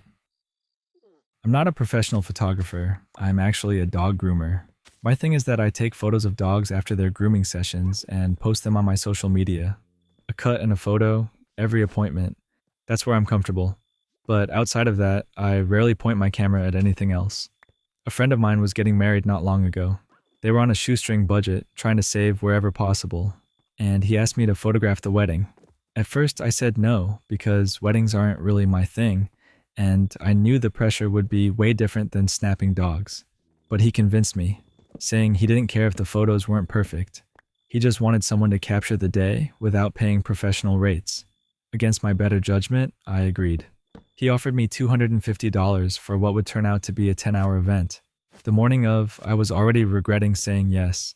I started around 11, following the bride around as she went from one appointment to the next. Hair, makeup, all the little details that lead up to the ceremony. I was there, taking photos. Then I covered the ceremony itself, trying to capture the moments they want to look back on. After that came the reception. Speeches, people mingling, more photos. Hour after hour, I kept shooting. By around 5 in the evening, food started being served. I'd been on my feet for hours, in the heat, and I was exhausted. I thought I'd at least be able to sit down for a plate of food and a drink, but no. I was told flat out that I wasn't allowed to stop to eat. In fact, they hadn't even set aside a seat for me at any of the tables. It was like I wasn't a guest, just some kind of machine expected to keep snapping photos nonstop. The kicker was the heat. The venue was an old veterans hall, and it felt like it was about 110 degrees inside. There was no air conditioning, and I'd already drained the 2 water bottles I had with me hours earlier. No open bar, no drink station, nothing. By that point, I wasn't just tired, I was dehydrated, shaky, and starting to feel pretty done with the whole thing. I went up to the groom and told him I needed to step out for 20 minutes to get something to eat and drink. I wasn't asking for a break for fun. I literally needed it to keep going. But instead of showing even a little understanding, he told me I had to make a choice. Either keep working as the photographer or leave without being paid. I remember asking him if he was sure about that. He doubled down. So I did something drastic. I pulled out my camera, deleted every single photo I had taken right in front of him, and told him I wasn't his photographer anymore. Then I packed up and left. Honestly, at that point, the $250 didn't mean much to me. I would have paid that amount just for a glass of cold water and somewhere to sit down for 5 minutes. That story wraps up here. This one really made me stop for a second. Shooting a wedding is brutal even for professionals, and this person was doing it as a favor, basically. What stood out most was the groom refusing to let them eat or even get water. That's where it crossed the line. And the way it ended? Yeah, it was petty, but honestly, I kind of get why the frustration boiled over like that. This next story is about a family argument that blew up when a cousin asked for babysitting help, but didn't like the hourly rate that was offered. I work as a software engineer. I've got a stable full-time job, but I also run a side hustle where I take on freelance coding projects in my spare time. I've always been the kind of person who needs to stay busy. Just sitting idle makes me restless, so putting my extra hours into freelance work has always made sense for me. My freelance rates are $60 an hour. At my full-time job, if you break it down, I earn about $40 an hour. That's basically how I think about the value of my time. Now, over Christmas break, I was staying at my parents' place. My cousin was there too, along with her husband and their 3 young kids. They were staying for about a week, from Christmas until New Year's. I didn't mind. It was nice having family around. But I also planned to keep myself busy. My idea was to head to the local library in the mornings and knock out some freelance work. I wasn't under any deadlines since I'd been ahead of schedule, but I figured it was a good way to pass the time, especially since my parents live in a rural area where the nearest anything is about an hour away. That's when my cousin asked if I could babysit, not just for an hour or two, but for 3 whole days, all day long. She and her husband wanted to visit friends nearby and enjoy some time as just adults. I told her I'd been planning to work on my freelance projects, and she offered to pay me if I agreed to babysit instead. That's when things got tricky. She asked what my rate would be. Now, my freelance work is billed at $60 an hour, but babysitting 3 kids is definitely not the same thing as coding. Honestly, in my head, I thought it might even be harder for me. I don't know a lot about kids. I've never done long-term babysitting, and I knew it would probably be stressful. Still, I didn't want to throw out a number as high as 60. It didn't feel right, so I landed on $35 an hour. That's less than what I make at my actual job, and in my mind, it was the bare minimum I'd be okay with, since I'd be putting my freelance work aside to watch 3 kids. The moment I said that number, my cousin flipped out. She said it was a ridiculous rate for babysitting, that I was entitled and selfish, and that I was trying to take advantage of her because she didn't have many other options. I tried to explain that it wasn't about gouging her, it was about valuing my time, but she wasn't hearing it. Then her husband jumped in. He got really nasty about it, saying I was only 24, basically a kid myself, and that my time wasn't worth that much. He called me childish for thinking otherwise, and then flat out told me I was stupid for not knowing babysitting rates. According to him, babysitting should be about $15 an hour. He said that once I had kids of my own, I'd realize how wrong I was. At that point, I was done. I told them I hoped they could find someone else, and that was that. But after, my mom told me she thought I'd asked for something offensive too, which made me start questioning myself. That's where this story ends. What sticks out here is how quickly the whole conversation went from a simple request to straight up insults. $35 an hour might sound high if you're thinking about babysitting in the casual sense, but 3 kids for 3 full days is no small ask. I also think the cousin's husband made things worse by attacking her age and acting like her time had no value. That's the part that made me shake my head. Sometimes it's not even about the money. It's about respecting that someone else's time has worth. This next story is about a student who carried an entire group project, only to have his teammates betray him, until he turned the tables and proved exactly who did the work. I'm studying computer science at university, and in one of my modules we had a massive group project that was worth the entire grade. It was split into 2 parts. Part A was to build an application and write a report, each worth half. Then in Part B, we had to take the feedback from Part A and improve on everything. On top of that, there was a group contribution report, where every member lists how much work they think each person actually did. That way freeloaders are supposed to get called out, at least in theory. I was randomly placed in a group with 4 others. Early on, we divvied up the tasks. I was considered the most confident coder, so I took on about half the coding myself. I powered through and finished my parts within the first 3 weeks, then went back to focusing on other modules. That's when the problems started. My teammates began asking me to do their coding too. At first I pushed back because I had other coursework, but they kept pressing, so eventually I said I'd do it as long as they gave me proper credit in the group contribution report. They all agreed. So I burned the candle at both ends, juggling my own assignments and writing their code as well. It didn't stop there.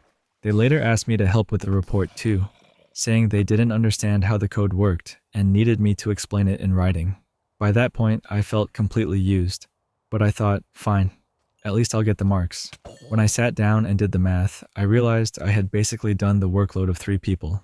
Then came the kicker. They wanted all of us to say we'd each done 20% in the contribution report. I refused. Immediately, they blew up at me, swearing and telling me to get lost. So I submitted my report honestly, giving myself 60% and each of them 10. They retaliated by putting me down for 0 and themselves for 25 each. That triggered the module organizer to reach out to me asking for proof. Luckily, I had plenty. All the coding was tracked in GitHub, which shows exactly who makes changes. Every single commit was mine. And for the report, since we use Google Drive, I had a complete history of edits proving I'd written a good chunk of it. The organizer tallied it all up and gave me most of the credit. My group got slapped with 11% for Part A, basically a failing grade. When they found out, they bombarded me with calls and messages for hours. I saved everything, including the voicemails where they had previously told me to get lost. I handed it all to my organizer and asked to leave the group entirely, even though it meant more work for me. He agreed and escalated it higher. So for Part B, I went solo. I pulled all of my code back, fixed the issues, rewrote the report from scratch, and submitted 2 weeks early. When the grades came out, I had scored 100% on the whole section, which almost never happens in group projects. That should have been the end, but then I got summoned to a plagiarism and collusion hearing. Apparently, the external reviewers flagged my project and the one my old group submitted as suspiciously similar. The problem was they had literally copied one of my old commits before I locked them out. They couldn't fix it themselves, so they just handed it in and hoped for the best. In the hearing, they rambled on about how they supposedly wrote it all themselves. When it was my turn, I calmly shared my screen, walked them through GitHub commit histories, the screenshots of their nasty messages, and even did a live comparison of their submission versus one of my older commits. It came up as an exact match. 0 differences. The panel was stunned. My old group had nothing to say. In the end, they were hit with a 0 for Part B, which tanked their entire module grade to around 5%. That meant they failed outright, had to retake it in the summer, and lost out on their placement year jobs. Jobs that would have paid around 20 grand each. Meanwhile, I walked away with a perfect score and my placement secured. That's where the story ends. What gets me here is how they really thought they could copy the code and nobody would notice. Like, everything leaves a digital footprint, so it was only a matter of time before it caught up with them. Honestly, the way it flipped on them is kind of wild. They tried to take credit and ended up tanking their own grades. Meanwhile, the person who actually did the work walked away with a perfect score. This next story is about a couple whose sweet birthday tradition is built around a cake, though one of them has been hiding how they really feel about it for years. I met my husband on April 1st, 2011. It still feels like such a clear memory in my mind, the start of everything that's become my life now.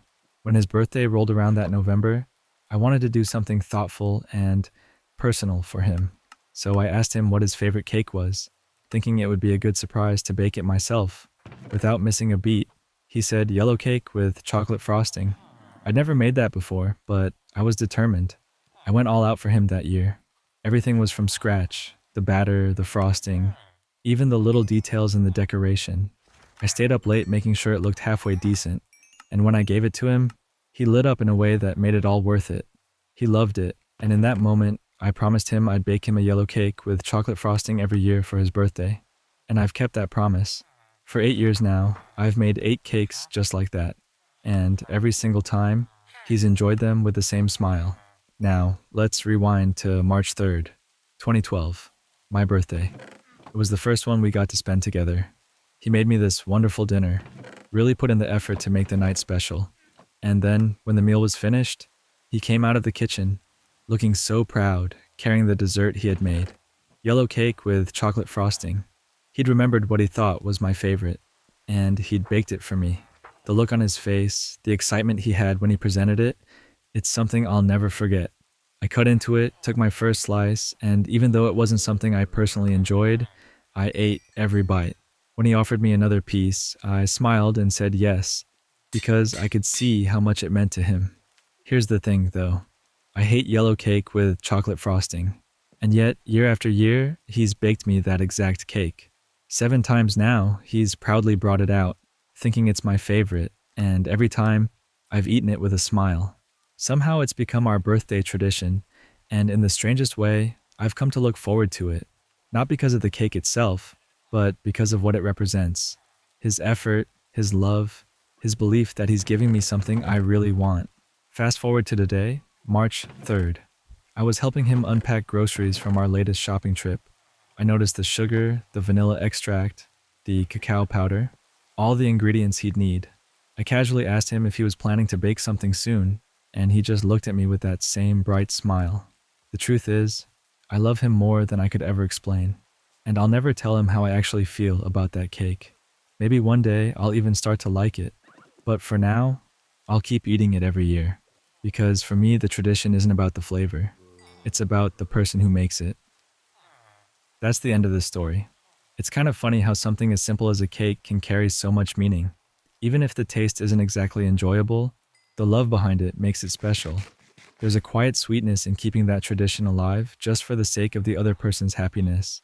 It really shows how small gestures can turn into big, lasting memories over time. This next story is about a new mom who confronted one of her husband's coworkers after he spread rumors that their baby couldn't be his. A few months ago, after years of trying, my husband and I finally welcomed a beautiful baby boy into the world. It was the happiest moment of our lives. We're both black, and that detail matters for what comes next. When our son was born, he looked just like many newborns do. Lighter skin tone, softer hair that hadn't settled into its final texture yet. We knew his features would change and deepen over the weeks. And sure enough, he's now the spitting image of my husband. But right after delivery, when we were still in that haze of joy and exhaustion, my husband sent out a birth announcement email to his coworkers with a picture of our new baby. It felt like such a proud, celebratory moment for him. Fast forward a couple of weeks. My husband came home from his first day back at work, and he was furious. One of his coworkers had pulled him aside and told him something that made his blood boil.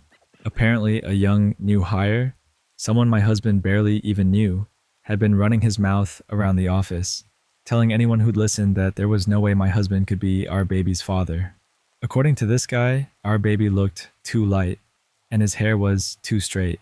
He went so far as to claim that our son had to be fathered by a white man or an Asian man, and that my husband was just too blinded by joy to see the truth. It wasn't just a careless comment either. He repeated it multiple times, turning it into this twisted kind of office gossip. To make it worse, he apparently thought this nonsense boosted his credibility, like he was showing off some superior perception skills. My husband confronted him directly, but of course the guy backpedaled. He denied everything, claiming he had just made a harmless joke about our baby being too cute to belong to my husband. But multiple coworkers confirmed what he'd really been saying. Thankfully, management intervened quickly and moved the guy to a different shift. My husband didn't have to see him again, and life went back to normal. Or at least that's how it seemed. Then this past weekend, we attended a company event. It was a family gathering, so we brought our son along. We were chatting with my husband's boss, enjoying ourselves, when suddenly, who should walk up but that same guy? He barged right into the conversation, introduced himself to the boss, and shook his hand as if nothing had ever happened. The moment I realized who he was, all the anger I had been holding back came rushing up. Without thinking twice, I looked him straight in the eye and said, "I don't believe we've met, but aren't you the guy who went around telling everyone in the office I must have cheated on my husband with a white or Asian man, and that this couldn't be his son?" The guy's face went red immediately. He didn't say a single word. The boss, without missing a beat, turned to him and said, "See me in my office first thing Monday." Then the boss just walked away. The silence after that was heavy. I knew I had stirred the pot, but for me it wasn't about revenge. It was about finally having my say. I was the one being defamed, not my husband. He might have been able to let it slide, but I couldn't. That's where the story ends. What stands out to me here is how bold that coworker was, thinking he could spread rumors like that and never face any consequences. The way he got called out right in front of the boss almost feels like instant karma. It also shows how differently two people can process the same situation. One ready to let it go, the other needing that moment to speak up. Honestly, it's hard not to respect finally putting the truth out there in such a direct way. This next story is about a man who had to confront intruders at his home while protecting his mother, only to end up in a serious argument with his girlfriend afterward. I'm 27 and my girlfriend is 26. We've been together for 2 years, and for the most part, our differences in background haven't caused many issues. I grew up in the inner city, while she grew up in the suburbs. We see the world through different lenses sometimes, but usually, we manage to meet in the middle. That is, until last week when something happened that made those differences feel a lot bigger. Right now, I'm living with and taking care of my mother. She's older, and she recently had surgery on her legs, which means she can't walk at all. I do everything for her. Help her move around, make sure she's comfortable, cook, clean, all of it. Her bedroom is at the back of the house, right next to the back door that leads to the porch. It was about 2 in the morning last Wednesday when my mom called me on the phone, her voice shaking. She said someone was trying to break into the house. She could hear banging on the back door, and she was terrified. My girlfriend was staying with me that night, asleep in my room, and the second I got that call, I jumped up. I grabbed my gun because in that moment, all I could think about was protecting my mom. I sprinted down the hall, and sure enough, when I got to the back, someone was pounding hard on the door. I started yelling for them to get away. The banging stopped for a second, but I pulled up the camera feed on the porch and saw them. 3 people standing there, one of them saying, "Keep going, it doesn't matter." That's when my adrenaline spiked even higher. I grabbed the speaker on my camera and said loud and clear, "I have a weapon. It's loaded. If you kick that door one more time, I will shoot." My girlfriend was right behind me, panicking. She was screaming, "Don't shoot. It isn't worth it." But the people outside didn't budge. They just stood there, like they were waiting me out. So I set my phone down, cocked my weapon so they could hear it, and told them I was going to count to 3. If they weren't gone by the time I finished, I was firing. I barely got to the count of 1 before they bolted off the porch. Meanwhile, my girlfriend was still yelling at me, saying there's never a reason to threaten someone with a gun. I told her we weren't having that conversation right then. I needed to call the police. Looking back, yeah, I probably should have called sooner, but my mind was only on my mom lying helpless just a few feet from that door. When the police showed up, they checked the scene and found shoe prints on the fence and on the back door from where they'd been kicking. They patrolled the area but didn't catch anyone. After they left, I thought we'd be able to calm down, but instead my girlfriend started arguing with me again. She said she couldn't believe I would have been willing to shoot someone just for kicking our door. I tried to explain. It wasn't about the door or the property.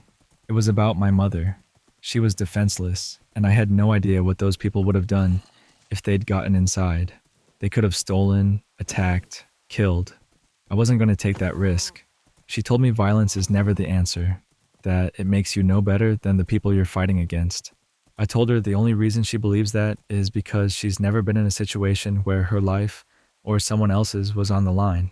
I wasn't about to apologize for what I did because I felt I had every right to defend my mom, myself, and even her.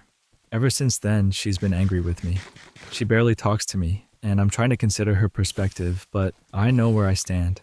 I can't give up the ability to protect the people I love just because she doesn't think violence is ever justified.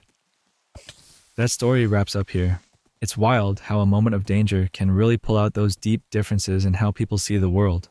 On one side, there's the belief that you never cross the line into violence, no matter what. On the other side, there's the instinct to protect at all costs when family is at risk. What really sticks out is how those two views collided in such a high-stress moment, with emotions running way too high for either of them to hear the other. It leaves you wondering how they'll bridge that gap moving forward. This next story is about a couple who thought they were finally done with the stress of car shopping, only to have a dealership try to pull last-minute tricks on them. This all went down today, and I'm still shaking my head about it. My husband and I have been car shopping for months now, ever since I was in an accident earlier this summer. Our old car was totaled, and it has been a long, drawn-out process trying to find something new. After a lot of searching, weighing options, and running numbers, we finally found the automobile we wanted. Everything seemed set. We had our financing lined up, the paperwork was ready, and all that was left was to sign and drive off. The dealership we picked was about 90 minutes from home, so we planned the day carefully. My husband left work early after lunch. We pulled the kids out of school a little early, and we all drove out there. The goal was to get everything wrapped up and still make it back in time to stick with our normal evening school night routine. When we arrived, we did one last quick test drive just to be sure, and then we were ready to finalize everything. That's when the dealership game started. Suddenly, the finance office wasn't ready for us. So we waited. Not 10 minutes, not half an hour. Almost 2 hours. Finally, they called us back. At that point, we were already pressed for time, but we figured at least it was about to be over. We sit down with the finance person, and instead of handing us the paperwork we had already agreed to, she launches straight into the upsell routine. You know the drill: extra coverage, extended warranties, all the add-ons that dealerships love to push. We cut her off right away and explained that we weren't interested in any extras. All we wanted to do was see the numbers, read through the paperwork, sign, and head home. But of course, she had other plans. She slides a different set of numbers across the desk, completely different from what we had agreed to. Suddenly, there's this new dealership fee, supposedly because of the time of year we were buying. And get this, it was almost $1,000, out of nowhere. We told her flat out that wasn't happening, but instead of working with us, she smirked and said if we didn't like it, we could just leave, because they had people begging to buy cars from them. At that point, my husband and I just looked at each other and stood up. If that's how they wanted to play, fine. We weren't going to stay. But before we could even walk away, she tried to backtrack, telling us we couldn't leave because she had already printed the forms. I couldn't help but laugh at that. I told her, well then, go ahead and find one of those beggars you mentioned and get them to buy it. And with that, we left. Since then, the finance person has already called us twice, and the salesperson has called 4 times. Clearly, they didn't expect us to walk out after getting that far into the process. But we did, and I don't regret it one bit. That story wraps up here. I like how they just walked away instead of letting the dealership push them around. Car buying can feel like such a power struggle, and this shows you don't have to put up with the nonsense. What really stood out to me was the confidence. Most people feel trapped once they're that far into the deal, but they just called the bluff and left. And honestly, the way the dealer came crawling back with all those phone calls makes the whole thing even funnier. This next story is about a husband whose attempts to fix his gut health turned into a full-blown battle with his own digestive system. You know how some couples bond by working out together, or maybe meal prepping, or going on morning walks? Well, my husband and I have a slightly different version of that. Our bonding activity looks more like a daily game of what new food item is going to betray his digestive system today. This all started recently when my husband, who's 40 years old, announced that he wanted to clean up his gut. Now, keep in mind, this is the same man who once deep-fried a Pop-Tart just because he thought it would be fun to experiment. The same man who genuinely believed that eating 20 chicken wings and then taking a fiber supplement somehow counted as balance. So, when I saw him suddenly Googling things like gut health and low FODMAP recipes, I had a bad feeling in the pit of my stomach. For 3 days straight, he stuck to this bizarre diet of boiled vegetables, brown rice, and this block of something that was supposed to be tofu, but had the texture of a wet Band-Aid. He was determined though, and then he decided to add a chia smoothie into the mix. To give you an idea, this was basically like dumping a gallon of jelly seeds into a digestive system that was already on strike. Fast forward to the 3rd night, we're in bed, the lights are off, and I'm half asleep when he suddenly turns to me and says, "Babe, my insides feel like they're gentrifying." I didn't even know what that meant. Before I could ask, he let out a fart so long and complicated that it could have been mistaken for a full orchestral performance. It had layers, crescendos, movement changes, and the grand finale was so loud it actually set off the carbon monoxide detector. I couldn't stay in the room. The dog couldn't stay in the room. Even Alexa chimed in and asked if we wanted to contact emergency services. That was the point where I realized things had escalated beyond normal territory. By the next day, he was clutching his side dramatically, like he was acting out some tragic Shakespeare scene. He announced to me that he thought he might have a twisted colon. No real diagnosis, just a strong sense of doom. So, we ended up at the gastroenterologist, and after tests, scans, and probably a whole lot of sympathy from the doctor, they finally gave him an actual diagnosis: IBS, irritable bowel syndrome. On top of that, lactose intolerance, plus mild food sensitivity to practically everything he enjoys eating. He came home looking completely defeated, like he had just lost a custody battle with his own colon. But instead of easing into his new restrictions, he decided that the list of safe foods was more of a polite suggestion. So what did he do? He sat down and ate an entire tub of hummus half a watermelon, and about 3 servings worth of Brussels sprouts, all in one sitting, like a goat at an all-you-can-eat buffet. That night was chaos. He basically transformed into a living, breathing whoopee cushion. I had to Google how to safely open windows during a storm, just to make it through. At one point, I could have sworn the walls of the house were expanding and contracting with every sound. Even the dog refused to come back into our room. And then came what I now call the Great Yogurt Incident. I had already told him, very gently, that dairy was off limits now. He nodded, smiled, and promised he understood. A couple nights later, I wake up at 2 in the morning, and there he is in the kitchen, double fisting a tub of Greek yogurt in one hand and shredded cheddar cheese in the other. I just stared at him in disbelief. He looked right back at me and said, "The probiotics cancel out the dairy. That's not how probiotics work. That's not how anything works." At this point, I had to lay down new ground rules. He is officially grounded from unsupervised grocery shopping. I've cleared all the dairy out of the house. And tofu? He's only allowed near it if I'm standing right there. The dog still won't sleep in our room, probably traumatized from what we've now nicknamed the cheddar hurricane of last Thursday. Marriage really is beautiful, but sometimes it smells like poor decisions and regret. That story ends there. This one was just funny. What cracked me up here is how confidently he doubled down on the yogurt and cheese like science was going to back him up. The orchestra-level fart description had me picturing the whole scene like a concert no one asked for. And honestly, the image of the dog refusing to come back into the room just seals it. Sometimes these stories feel like sitcom episodes, and this one definitely fits that category. This next story is about someone who kept getting harassed with calls meant for another man, until the perfect chance for some petty payback landed right in their lap. This all happened about 10 years ago. For context, English isn't my first language, and I was still adjusting to life after moving to Australia. I had just gotten a brand new phone with what I thought was a fresh number, but as it turned out, the number used to belong to someone else, and that fact quickly turned into a nightmare for me. Every other week, I'd get calls from random tradies asking why I wasn't on site, mate, or demanding details about some building project I had never heard of. At first, I was patient.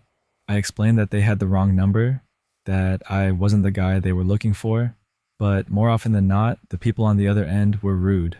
Some thought I was messing with them, and they'd insist I answer their questions or even tell me to get to the site immediately. After dealing with this over and over, I finally had enough. I did a little digging online with my own number and eventually figured out who had it before me. I even found his new number. So I called him. I explained the situation politely, told him his old number was still listed on a couple of websites, and asked him if he could update his info and let his contacts know about his new number. At that point, my number was already tied to my work, my visa applications, my landlords, and all my friends, so changing it myself would have been a huge mess. Instead of being understanding, he immediately snapped at me. He told me he didn't care, that it wasn't his problem, and threw in a bunch of insults for good measure before telling me to sort it out myself. I hung up pretty frustrated, thinking that was the end of it. But the universe has a funny way of balancing things out. A few weeks later, in the early hours of the morning, I got another call. It was a delivery guy. He was annoyed and said he had a truckload of sand for the site, but couldn't get in because it was all fenced off. For a second, I considered explaining again that they had the wrong number. But then, still half asleep and more than done with this whole ordeal, I realized what an opportunity this was. So I snapped back confidently, "Mate, it's all good. Just dump it right in the driveway in front of the fence. We'll sort it out when we get there." The driver hesitated. He asked if I was sure because, as he put it, it's a lot of sand. I told him I was absolutely sure and thanked him. He said, "All right then, boss," and hung up. I went back to sleep with a grin on my face. About an hour later, my phone rang again. This time, it was the guy who used to own my number. The same one who told me to sort it out myself. He was absolutely furious. He screamed about how a truck had dumped literal tons of sand in his driveway, and that he now had to move it all by hand just to get access to the site. Then he asked me point blank if I told the delivery guy to do that. I didn't hold back. I said, "You told me to sort this out myself. Well, this is me sorting it out. You can update your contacts or not. That's totally up to you, mate." He swore at me some more. threatened to fine me, and carried on before slamming the phone down. But you know what? Within days, his old number vanished from every site it was listed on. From that moment on, the calls stopped. I still have the same number today, and every time I see a truck full of sand, I can't help but chuckle. I just picture that guy sweating it out, moving all that sand by hand, wishing he'd sent a few texts when I asked nicely the first time. That story wraps up here. That was some next level petty revenge, but honestly, kinda perfect. The timing of that sand delivery couldn't have been scripted better if you tried. I really like how it flipped from being an endless headache into one hilarious moment of payback. And the best part is, the problem actually got solved after that. This next story is about a job candidate who looked perfect on paper, but ended up sabotaging his own interview by refusing to listen. I was interviewing this candidate for a really solid software engineering position. To set the stage, this wasn't just any job, it was one of those life-changing roles, the kind that could open big doors in someone's career. He had already passed the first round with flying colors, and when I reviewed his resume along with the rest of the team, everything looked spot on. His background, his experience, his skills, it all lined up perfectly. Honestly, before he even walked in, I thought the role was basically his to lose. He showed up to the second round interview looking very serious. He wasn't smiling at all, but that didn't throw me off. I'm used to people coming in looking nervous. Technical interviews can feel intimidating, and not everyone comes in relaxed. We started with a usual round of introductions, and then he said something that seemed fine at first. He looked at us and said, "Let me tell you a little bit about myself." We all said, "Sure, go ahead." And that's when things started to unravel. He began talking, and talking, and talking. At first, I was listening closely. He was giving us a mix of personal background and professional history, which is fine. But after about 3 minutes, I wanted to dig deeper into something specific he mentioned. I jumped in with a follow-up question, expecting him to pause. Instead, he waved me off with, "I will answer, just give me a moment," and then went right back to talking. I was a little surprised, but I let it go. A coworker of mine tried to ask another question, and the candidate gave her the exact same response. "I'll answer, just give me a moment." Then he continued his monologue. At this point, the rest of us started exchanging looks, but we decided to give him the benefit of the doubt. Maybe he was nervous, maybe he had a script in his head he felt he needed to finish, but after more than 5 minutes of nonstop talking, I finally had to cut in. I raised my voice a little, spoke over him, and asked my question again. That made him pause, but even then, his answer was so long-winded that he ended up drifting off into another unrelated topic. My coworker tried again, asking something simple to redirect him. Same problem. He would start answering, then spiral into another tangent, ignoring the actual question. By now, I was getting frustrated. I attempted to politely wrap things up, but he just couldn't read the room. Every time I opened my mouth, he powered right through and kept talking. Finally, I tried the standard interview wrap-up. In the interest of time, do you have any questions for us? Usually, this helps move things along and shows us how the candidate thinks. He did ask a question, something about our team dynamics. But as soon as I started answering, he raised his finger to cut me off. And then, again, he started talking more about himself. My coworker got the same treatment. She tried to respond to one of his questions, but he spoke right over her to go back into his background. That was the moment I snapped.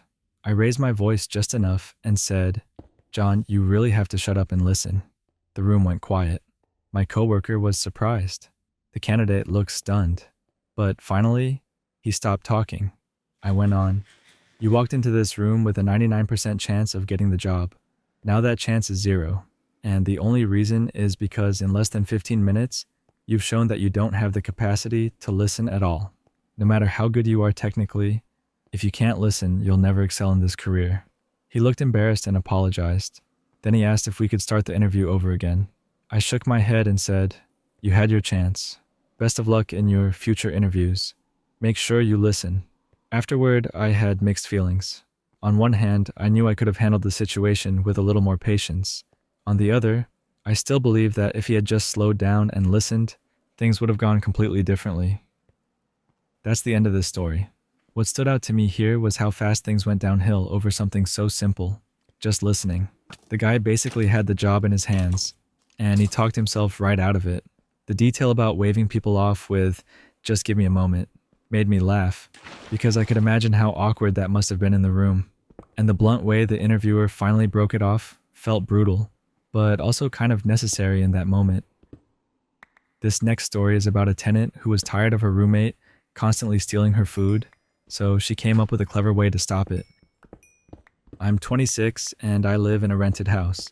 A while back, another roommate moved out and was replaced by a single mom in her early 30s and her 6-year-old son. I didn't mind the setup. Honestly, we didn't interact much. I spent a lot of time at my boyfriend's place or at work, and when our schedules overlapped, things were usually fine. Nothing dramatic, at least at first. But I started noticing something that got under my skin pretty quickly. My food kept going missing. At first I brushed it off and figured maybe her kid had been grabbing things without asking. So I went to her calmly and asked if she could stop him from eating my stuff. She said she would, and I let it go. The problem was, it kept happening. I'd come home after a long day at work, looking forward to leftovers I had saved, only to find the container half empty or completely gone. It got really frustrating. I kept bringing it up, and every time I did, she'd get more annoyed with me for even mentioning it. After a while, I noticed a pattern. Neither she nor her son ever ate vegetables. It was almost comical. The dishes that disappeared were always the ones without anything green in them. If I made orange chicken, that would vanish. But if I made chicken and broccoli, the container would sit there untouched. That's when I got an idea. I started putting vegetables in everything. At first it was subtle. Bell peppers mixed into a stir fry, green beans stirred into mashed potatoes, broccoli tossed into cheesy fries. But then I got more deliberate. I made a pot of macaroni and cheese, her kid's favorite, and stirred in the roasted Brussels sprouts. Honestly, I thought it was delicious, and it had the side effect of making sure nobody else touched it. She wasn't happy. One night, she saw me getting out the Brussels sprouts and asked, "What are you going to do with that?" I poured them right into the mac and cheese. She said I was being greedy and annoying. I just shrugged and said, "I like Brussels sprouts." Her response was, "We need food." And my answer was simple, "Then go get some." I even told her that if she stopped buying prepackaged stuff and actually bought ingredients, her money would stretch further. The thing is, sharing food was never the issue for me. It was about expecting to come home to a meal and finding nothing there. It's one thing if someone asks for a serving of a big dish, but to eat the last of my food without even checking first, that's not okay. So I kept at it. I made sure every dish had something green or something she'd never touch. For snacks, I started storing chips and baked goods in my room. If her son asked me directly, I'd give him something small, like a bag of popcorn, but that was me choosing to share, not her helping herself. One night, though, things blew up. I was cooking taco meat, and she was hovering in the kitchen, pretending not to watch me, but keeping an eye on everything I did. I opened the fridge and pulled out mushrooms and peppers. She immediately said, "My son hates mushrooms." I dropped them straight into the pan and stirred them in. That set her off. She started stomping around the kitchen, slamming cabinets, yelling about how I was ruining everything. Her son just stood there watching. It honestly felt silly, almost like a tantrum, but I couldn't help but feel bad for the kid having to see her like that. She didn't touch my food or knock anything over, but she was loud. Then she threatened to get the authorities involved. I just told her, sure, and reminded her she needed to relax. I even acknowledged how tough it must be being a single mom, but I also pointed out that she wasn't using her resources wisely. She'd blow money on store-prepared foods like sushi and cold mac and cheese, when she could have bought simple ingredients that lasted longer. Of course, she said I was being condescending and that I always had food while she didn't. But here's the thing. I don't make enough to feed myself plus 2 other people. When I cook, I'm counting on those leftovers to last for a few days. If she wipes them out, then I'm the one who has to spend more money and time I don't have. At the end of the day, the vegetables trick worked. She called me a jerk, sure, but she stopped eating my food. And honestly, that was all I wanted. That's where the story ends. What cracks me up here is how simple the solution was. Just toss in some mushrooms or Brussels sprouts, and suddenly the food is safe. It's funny, but also kind of telling how stubborn she was about avoiding anything green, even when it meant going hungry. The whole cabinet slamming scene made me picture a full-on toddler tantrum, and I couldn't help but shake my head. It's wild how something as small as vegetables ended up being the perfect boundary. This next story is about a marriage falling apart because of constant boundary issues with in-laws who refuse to respect personal space.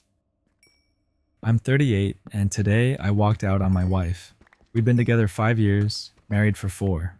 What finally broke me wasn't a single fight or a sudden change, but 2 solid years of watching her family invade our lives while she looked the other way. From the very beginning, I knew her family was close. I tried to respect that, but being close is one thing. Ignoring every boundary I set was another. At first, it was little things, like them raiding our fridge or showing up without calling. But slowly, it became every just no family scenario you can imagine. My snacks were gone, they'd sit in my favorite recliner that I saved up for, and they even stripped my little backyard orchard bare. It stopped feeling like our home, and more like a place I was loaning out. Then, about 9 months ago, things went from bad to unbearable. Her parents started divorce proceedings. Turns out her dad had been living with another woman for 15 years and suddenly wanted to remarry her. When he kicked everyone else out of the house, it turned into an emergency, and I agreed to take them in. I thought it would be temporary. I thought helping out was the right thing to do. Looking back, I regret that decision more than anything. Suddenly, 4 extra people were living in my house, and they didn't treat it like they were guests. They used our private bathroom instead of the perfectly fine one down the hall.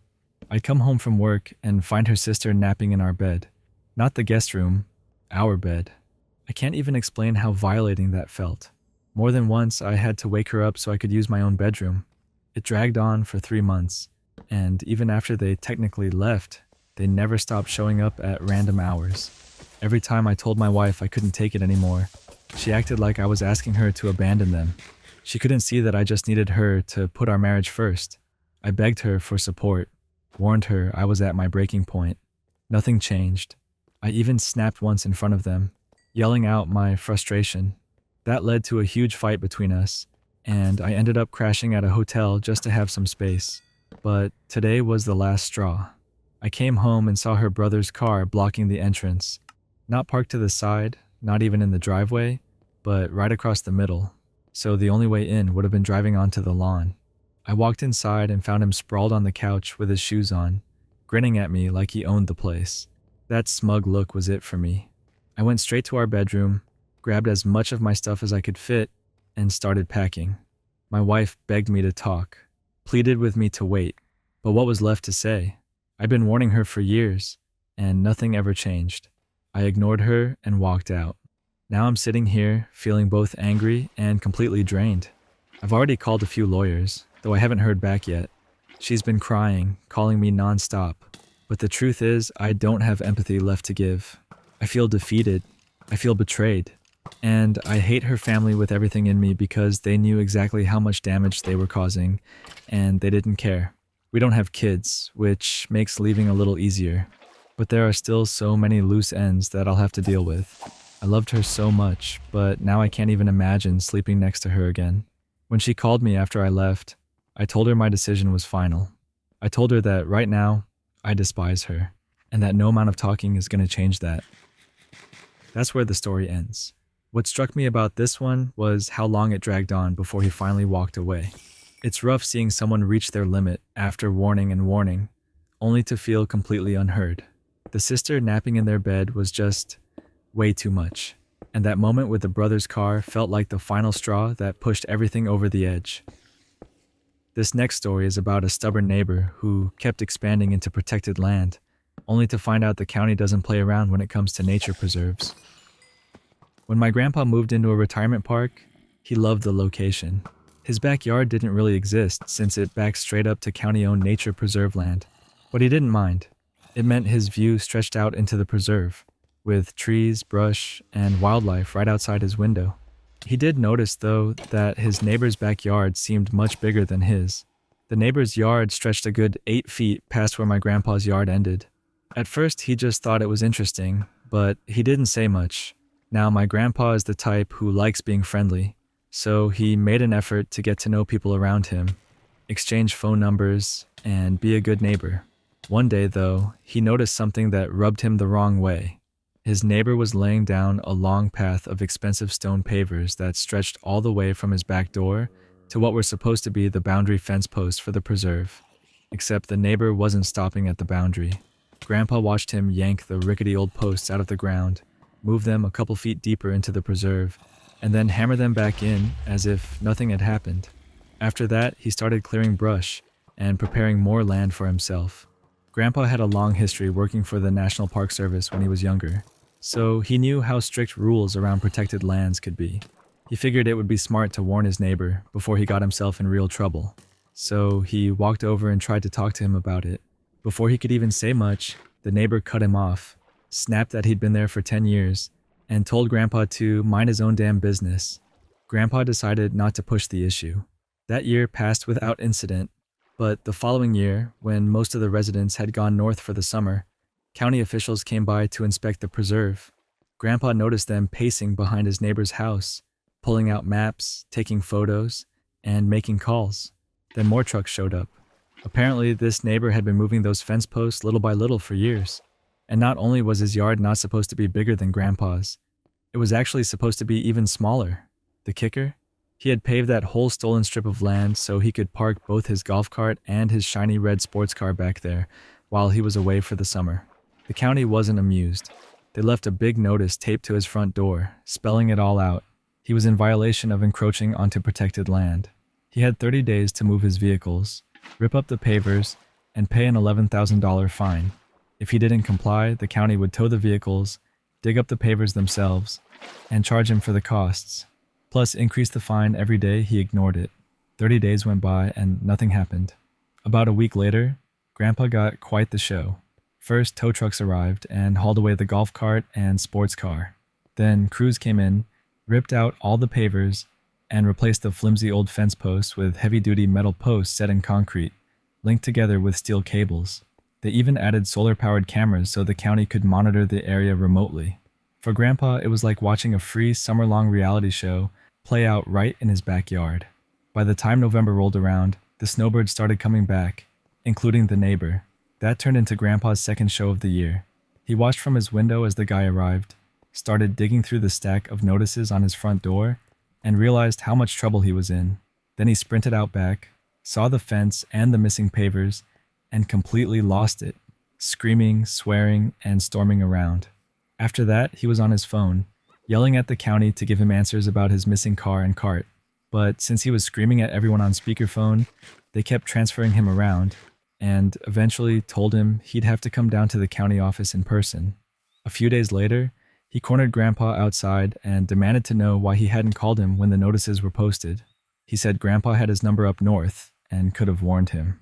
Grandpa just looked at him and said, "I thought about it, but then I figured you'd prefer me to mind my own damn business." That's the end of the story. Man, that one's satisfying. The neighbor thought he was being clever by stealing little bits of land, but the county made sure he paid for it big time. The image of him coming back to find everything gone and then trying to scream his way out of it is kind of hilarious. And Grandpa's comeback at the end was perfect. Calm, simple, and exactly what the guy deserved to hear. This next story is about a couple who clashed with their homeowners association over installing a new roof, only to turn the tables in a way the HOA never saw coming. A few months back, Florida got hit pretty hard by hurricanes. My parents lived down there, and while they were lucky not to lose their house, they did end up with water damage from the roof and a lot of shingles torn away. It was clear they needed a new roof, and since they were already going to invest, they decided to go with a metal one. Not only would it hold up better against future storms, but it was also energy efficient and would save them money in the long run. My dad's the kind of guy who's always been careful with finances, and now that he's older, he's in a place where he can make smart, long-term investments. So, for him, it felt like the perfect choice. But then came the problem: the Homeowners Association.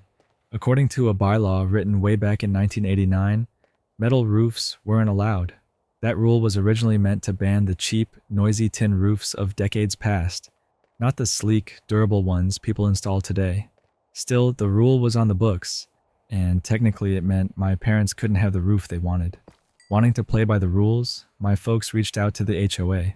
The board seemed polite at first, saying they'd look into updating the outdated rule. And since roofing contractors were backed up for months due to all the storm damage, my parents didn't press too hard right away. They waited a few weeks, then followed up. Nothing. They waited longer. Still nothing. After nearly 2 months of silence, my dad decided enough was enough. The tarp covering their damaged roof wasn't going to last forever, so they went ahead with a new metal roof. Most of the neighbors supported them, and honestly, it looked great. That's when the HOA showed its true colors. See, the neighborhood entrance sign had also been damaged in the hurricane, and the HOA didn't have the money to fix it. Their solution? Hit homeowners with as many fines as possible. And they started with my parents.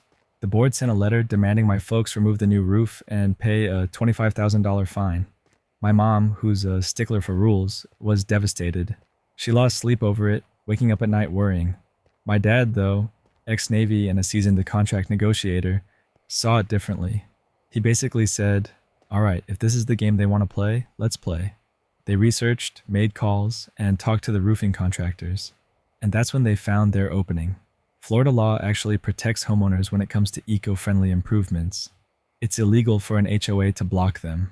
Metal roofs qualify as eco-friendly because of their passive solar benefits and energy efficiency. On top of that, the contractors had dealt with similar cases before, and they had documentation, past rulings, and accreditations proving it. My mom brought all of this to the HOA's next meeting, which turned into a showdown. The board smugly told her they had a statute on their side. She calmly explained that state law overruled them, and that law was clear. They couldn't stop the roof. Not only that, but if they tried, they'd risk having to pay legal fees they couldn't afford. The board was already strapped for cash, and suddenly their bluff collapsed. Then my mom delivered the final blow. She pointed out that HOA bylaws allowed homeowners to vote to impeach board members at any meeting. With a smile, she called for a vote to remove the entire board and nominated her husband and a slate of other homeowners as replacements. The room was packed because she had already rallied the neighborhood, and just like that, the old board was gone. Now my dad is on the new board, already using his skills to help repair the neighborhood entrance sign. And yes, metal roofs are officially allowed. The very thing the HOA tried to punish them for ended up becoming the new standard. That's where the story ends. That's such a power move. The HOA thought they had all the leverage, but once the law came into play, their whole case fell apart. I really like how the parents balanced each other. Dad went all in on the legal side, while Mom worked the social side with the neighbors. The image of her calmly dropping the impeachment motion at the meeting is just perfect. And honestly, it's fitting that the same people they tried to fine are now the ones running the board. This next story is about a man who found himself face to face with the boss, who once fired his stepdad. Only this time, he held all the power in the business relationship. Back in the late 90s, my stepdad was working as the operations manager for a telecommunications company. During that summer, he hired me on as an extra set of hands. At first, I figured it would just be a temporary gig, something to fill the time and give me a paycheck. But I actually started enjoying the work and ended up sticking with it for a lot longer than I originally planned. About 4 months into me being there, though, things took a turn.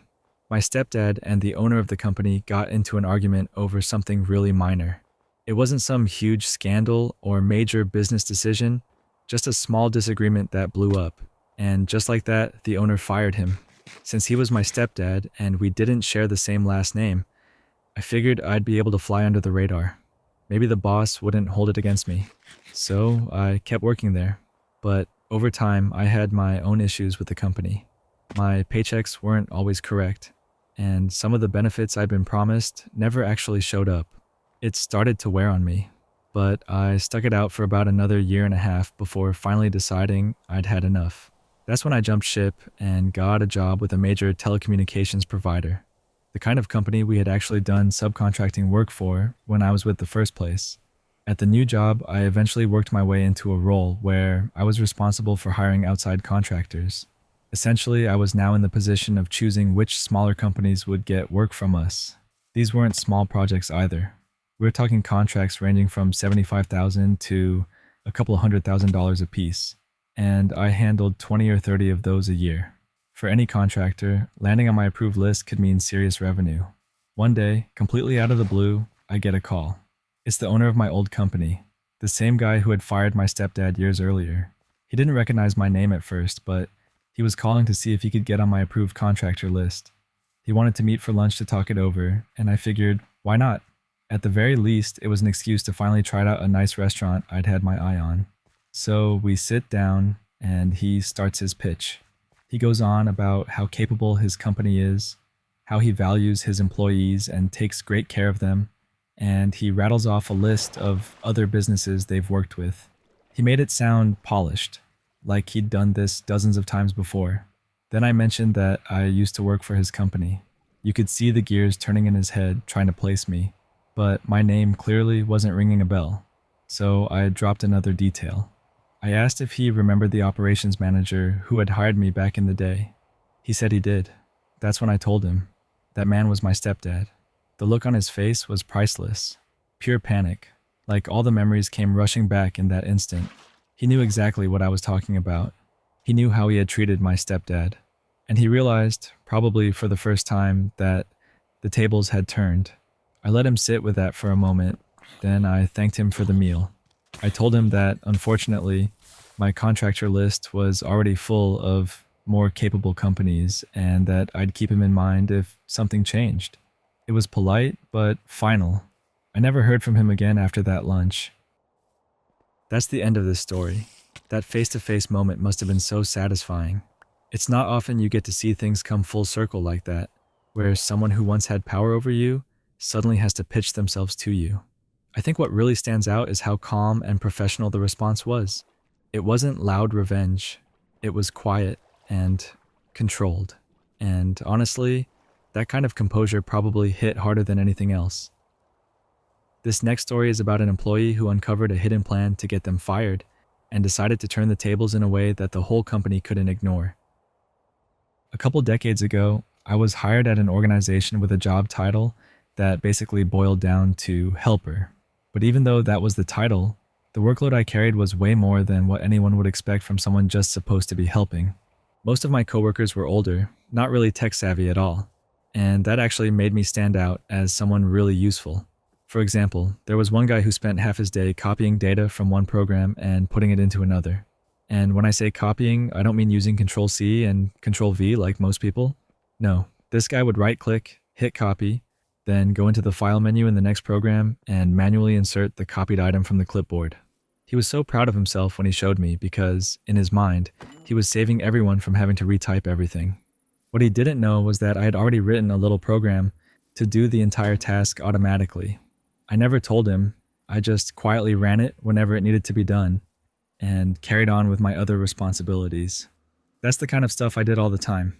I'd estimate that my automations and shortcuts saved about 15 hours of work every single day on top of my normal 8.5-hour shift.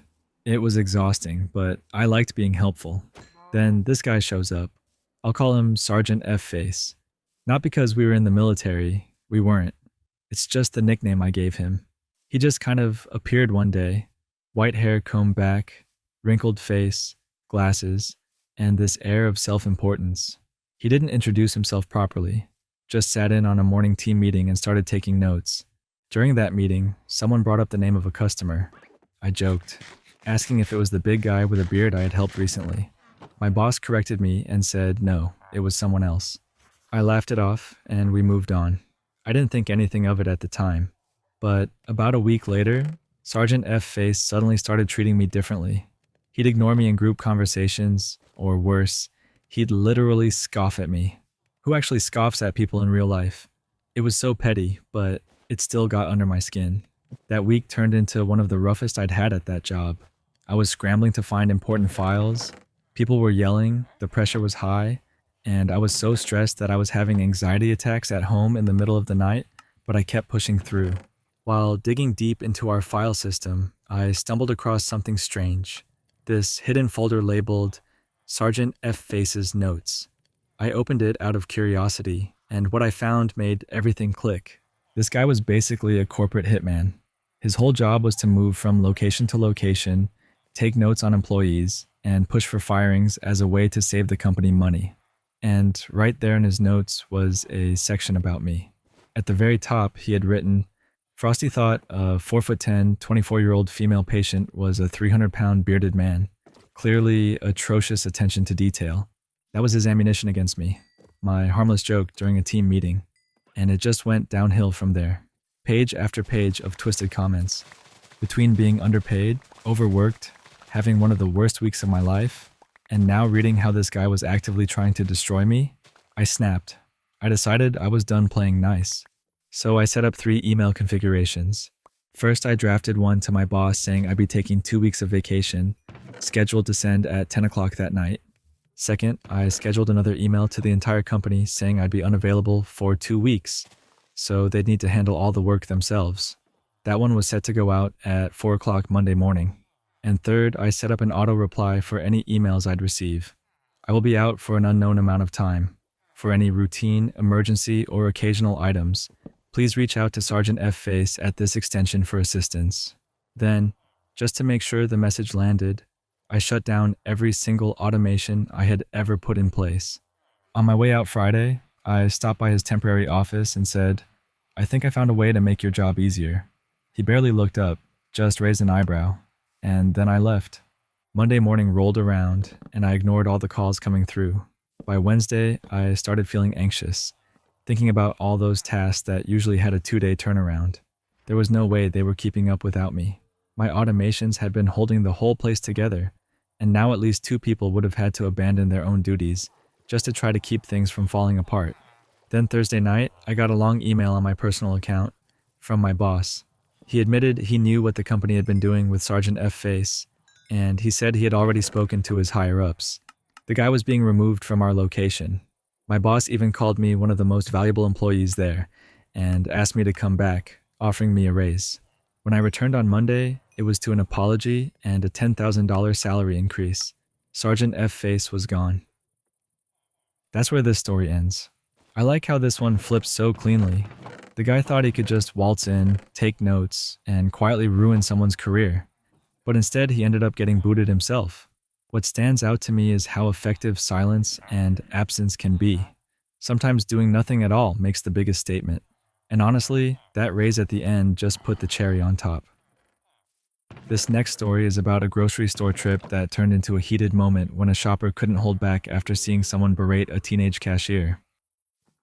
So this happened just yesterday, and honestly, I'm still sitting with it, wondering if I might have overreacted. I'm 35, and I was doing my usual weekly grocery run at a local supermarket. It was a pretty busy afternoon, so of course the checkout lines were backed up, and I ended up waiting in one of the longer ones. Now, while I was standing there, I noticed the woman right in front of me, probably mid-50s, getting visibly irritated. At first it was little things. She was shifting from foot to foot, rolling her eyes, sighing loud enough for everyone to hear, and all of that was directed at the cashier, who couldn't have been older than 17.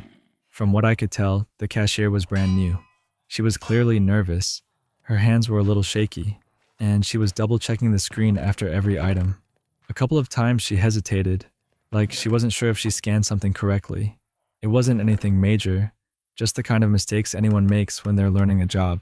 But the older woman in front of me wasn't giving her any grace. She started muttering under her breath, stuff like, "Unbelievable," and "This is ridiculous." She was tapping her foot louder and louder, trying to make a scene without saying anything directly. Then it happened. The cashier accidentally scanned one item twice. She realized it right away, but she had to call over a supervisor to void it out of the system. And that was all it took. The woman in front of me just snapped. She started laying into the cashier, loud enough for the whole line to hear. How hard can it be to do this job? You can't even handle basic tasks. You're wasting everyone's time. She just kept piling it on, one insult after another. The poor girl's face turned red. Her eyes welled up with tears, and you could see she was trying so hard not to completely break down. At first, I stayed quiet, hoping the woman would burn herself out, but she didn't. She just kept going, louder and meaner, like she had been waiting all day for someone to unload on. The cashier was trembling by then, her voice breaking as she tried to finish scanning. That's when I couldn't hold back anymore. I leaned forward and said, "You don't have the right to treat someone like that. She's doing her best, and it was just a mistake. If you're so unhappy, maybe you should try working behind that counter for a day and see how easy it really is." The woman spun around and glared at me like I just slapped her. She told me to mind my own business, but I wasn't letting it go. I said, "It is my business when you're making a kid cry over something as stupid as groceries." By that point, the supervisor had arrived and was stepping in to help the cashier. The woman huffed, muttered something about incompetence everywhere, and stormed off without even finishing her purchase. The cashier looked at me with teary eyes and whispered a thank you, and I could see how much it meant to her that someone had said something.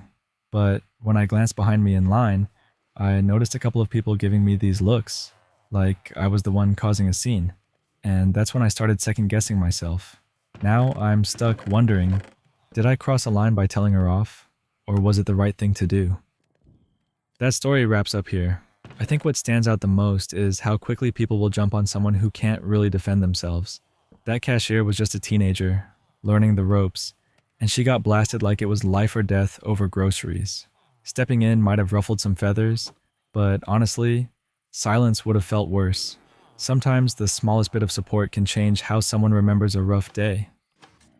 This next story is about a high school student who was constantly dismissed by their guidance counselor, only to come face to face with her years later after proving her wrong in every way.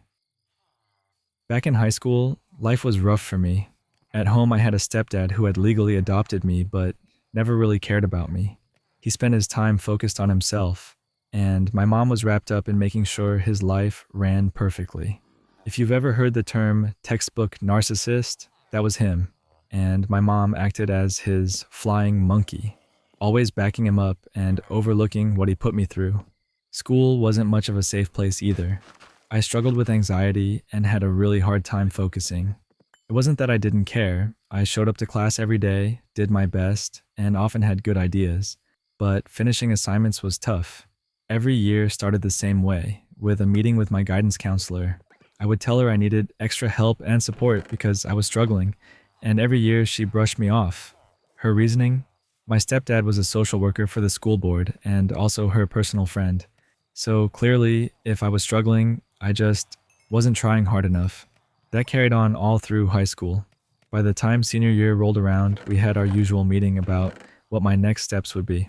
I told her I wanted to pursue psychology, maybe become a counselor myself, or even a teacher. She scoffed, literally scoffed at me, and told me not to apply to university. She said it would only end in disappointment, that I wasn't university material, and suggested I settle for community college or maybe a simple certificate program. Now, let me be clear. There's absolutely nothing wrong with community college or with getting a certificate in something. Those paths can be amazing for so many people. But the way she said it made it feel like she thought I was incapable, like I didn't have the brains or the drive to follow something I was passionate about. Her words stuck with me for years. Fast forward to my late 20s. After bouncing around in small jobs and slipping into depression, one day I just snapped and thought, enough is enough. I applied to university, and not only did I get in, but I graduated with honors. That pushed me to keep going. I applied to Teachers College for another bachelor's degree, and once again, I graduated with honors. I didn't stop there. About 5 years ago, I wrapped up my master's degree in behavioral psychology. So, I proved to myself that everything she told me back in high school was completely wrong. I was capable, I was determined, and I followed through. Then, about 2 years ago, my stepdad passed away. At his visitation, who do I see? My old guidance counselor.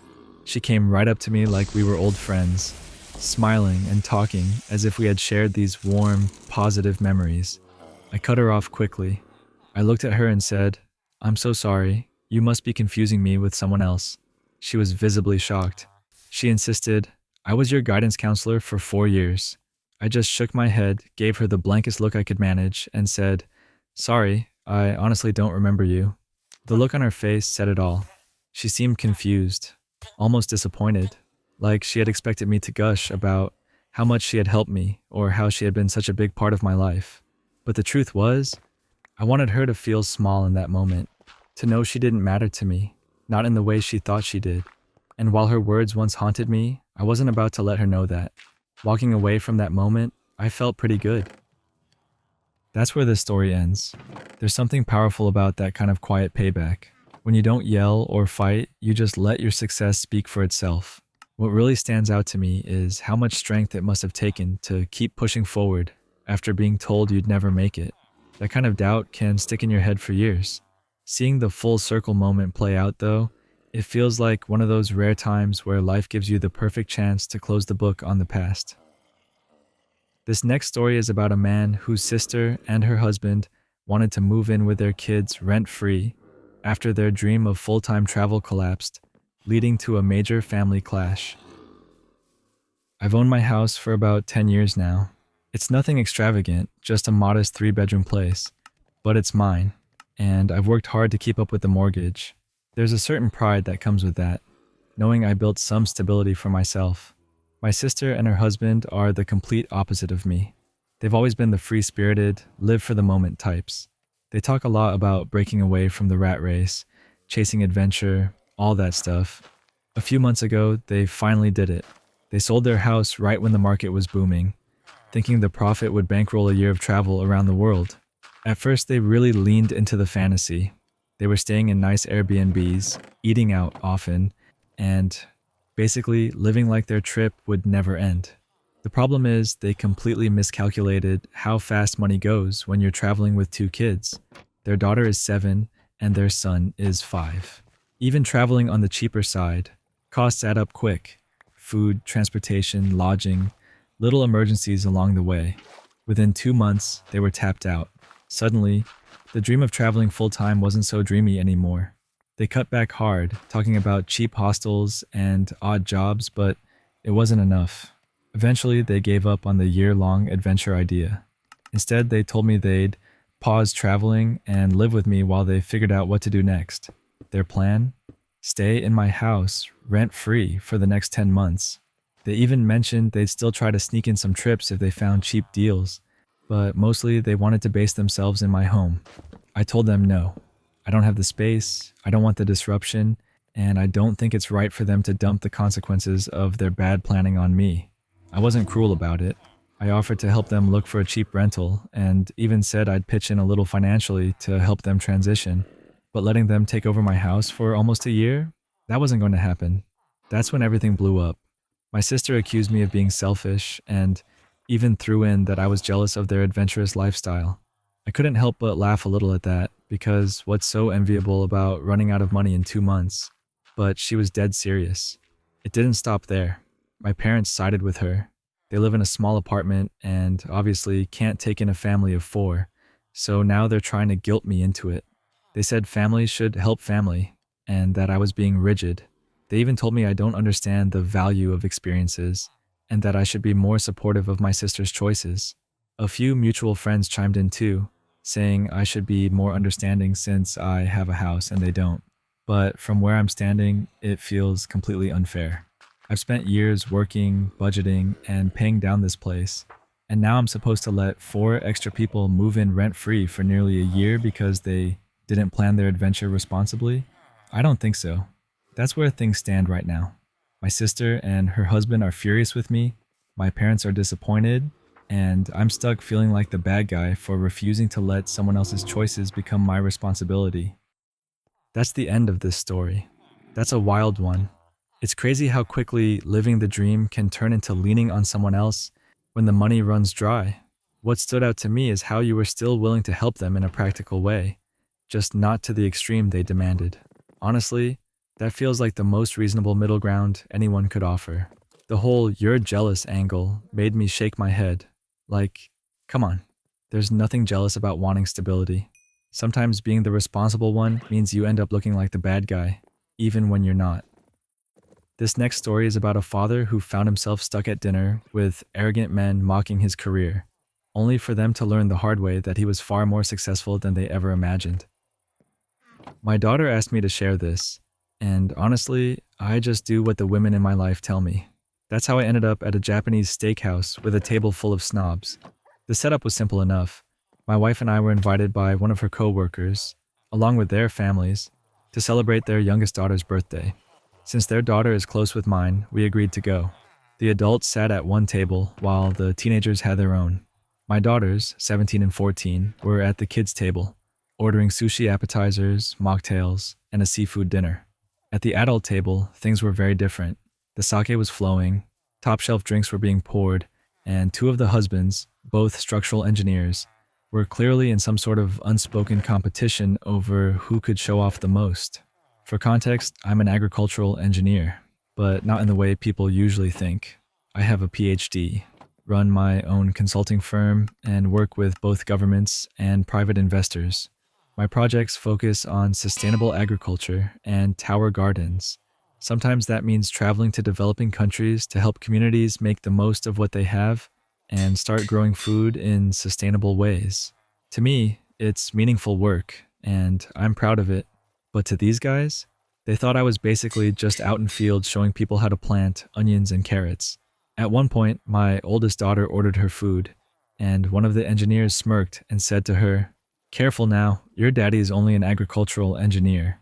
He doesn't make as much as us real engineers." The arrogance in his tone made my blood boil, but I kept calm. My daughters shot me a look, and I could tell they weren't impressed with this guy either. From there, it turned into a running theme.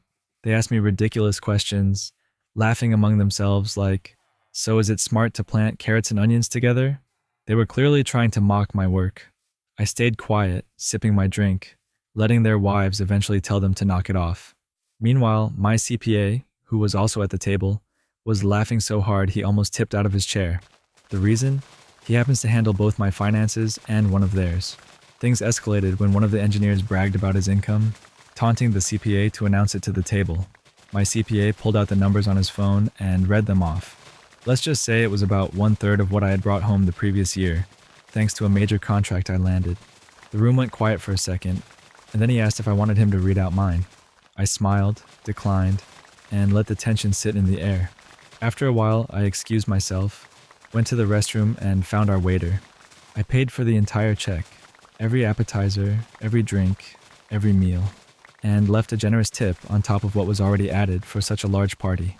When the waiter came back and thanked me in front of everyone, wishing us all a good night, the looks on those engineers' faces were priceless. They sat there staring at me as I nodded, smiled, and finally told my CPA to go ahead and share my numbers with them. Once he did, I simply said, "Good night," and walked out. Was it petty? Absolutely. Was it satisfying? Without a doubt. That's where this story ends. What gets me here is how quickly their confidence crumbled once money came into the picture. They went from laughing at his career to realizing they had no idea who they were talking down to. I think the part that really stings for them is that he didn't even need to argue. He just let reality do the talking. That kind of a quiet checkmate leaves a mark. This next story is about a manager who tried to squeeze in unpaid meetings after hours, but one employee's quiet stand set off a chain reaction. When I first started at this company, I was the newest member of a small team of 10. Everyone else had been there longer, so in a way, I looked at them as my senpai, the more experienced ones who knew how things worked. On my very first day, I noticed something strange. We'd all log off our computers at 4:55 in the afternoon, then head into a meeting room with the manager. We'd sit there until around 5:15 and only then clock out and leave. At first, I didn't think much of it. I figured, okay, that's an extra 2.5 hours added onto my paycheck every 2 weeks. And besides, it wasn't even real work. We were just sitting and listening, so I shrugged it off. But then payday came. I looked at my pay stub and saw only 80 hours. No extra 2.5 hours. Just the standard 40 per week. I thought maybe it was a mistake. So I casually asked a couple of the guys on the team if they'd gotten their extra time logged. Every single one of them shook their heads. Nope, no one got paid for those meetings. That's when it clicked.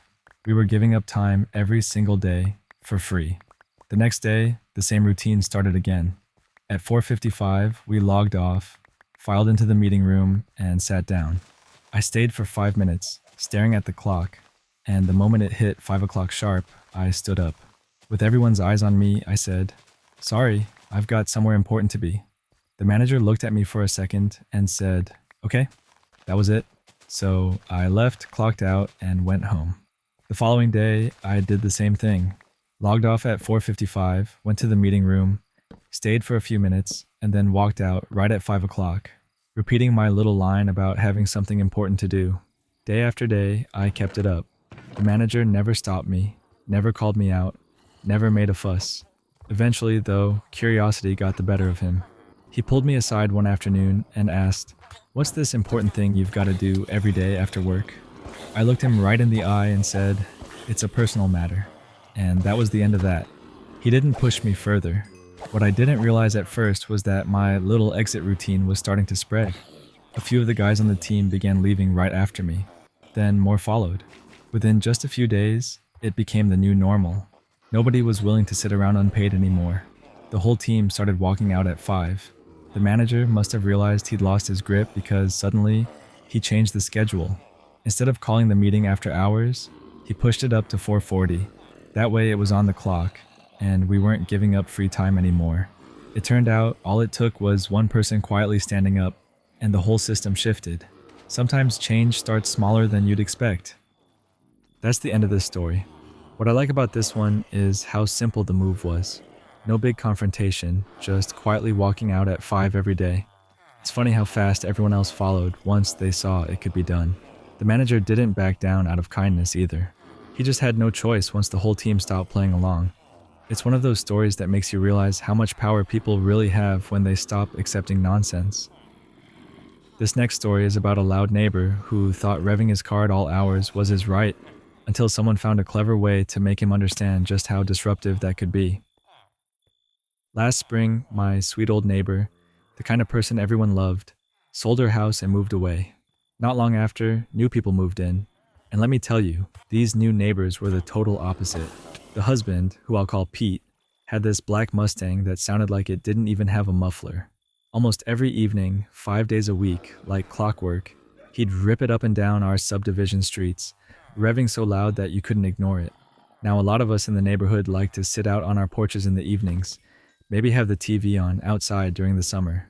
But whenever Pete fired up that car, it was so loud you couldn't do anything but sit there and wait for him to stop. And it didn't end there. He'd also take it out on the highway behind my house, where the speed limit is 55. Out there, he'd rev even louder, and you could hear it for miles. He had friends over regularly too. They'd gather in his backyard, and like some kind of ritual, they'd all take turns revving up the car. It was relentless. People tried to handle it nicely. On the neighborhood HOA's Facebook group, a bunch of folks asked him politely if he could tone it down. His exact response was, "I pay a lot of money for this house. I'll do what I want in my own yard. And the streets are public." Basically, he didn't care how it affected anyone else. That's when I remembered something useful from my years of living here. See, our subdivision is pretty big. About 150 houses spread out over 300 acres, with each lot being between 1 and 4 acres. My property is a corner lot, about 3 acres. But Pete's property, it's the smallest in the whole subdivision at just under half an acre. And the way the fences were built years ago, every side of his yard, except the one facing mine, is blocked by tall 10-foot privacy fences, which means the only side left open to anything drifting across was mine. And here's the kicker. I knew from past experience that anytime I lit a fire on my side near his yard, the smoke always traveled straight into his backyard. My old neighbor used to hate it. Even if the wood was just a little damp, the smoke would flood her space. So, years ago, I moved my fire pit to the far side of my yard to avoid bothering her. But now, Pete had reminded me just how much I loved having my fire pit right in the middle of my backyard. So, I spent a weekend moving everything back, dug up the old pavers, rebuilt the pit, and got it ready. Then I just had to wait until Pete had people over. On the very first day, it was a nice afternoon. His friends were in the backyard, and I started my fire. Got it going, then added the wettest, smokiest wood I could find. Within minutes, thick smoke rolled right into Pete's yard. I could see them gagging and complaining, and before long, they all went inside. Later, when they came back out, I tossed on more nasty wood. More smoke, more stink.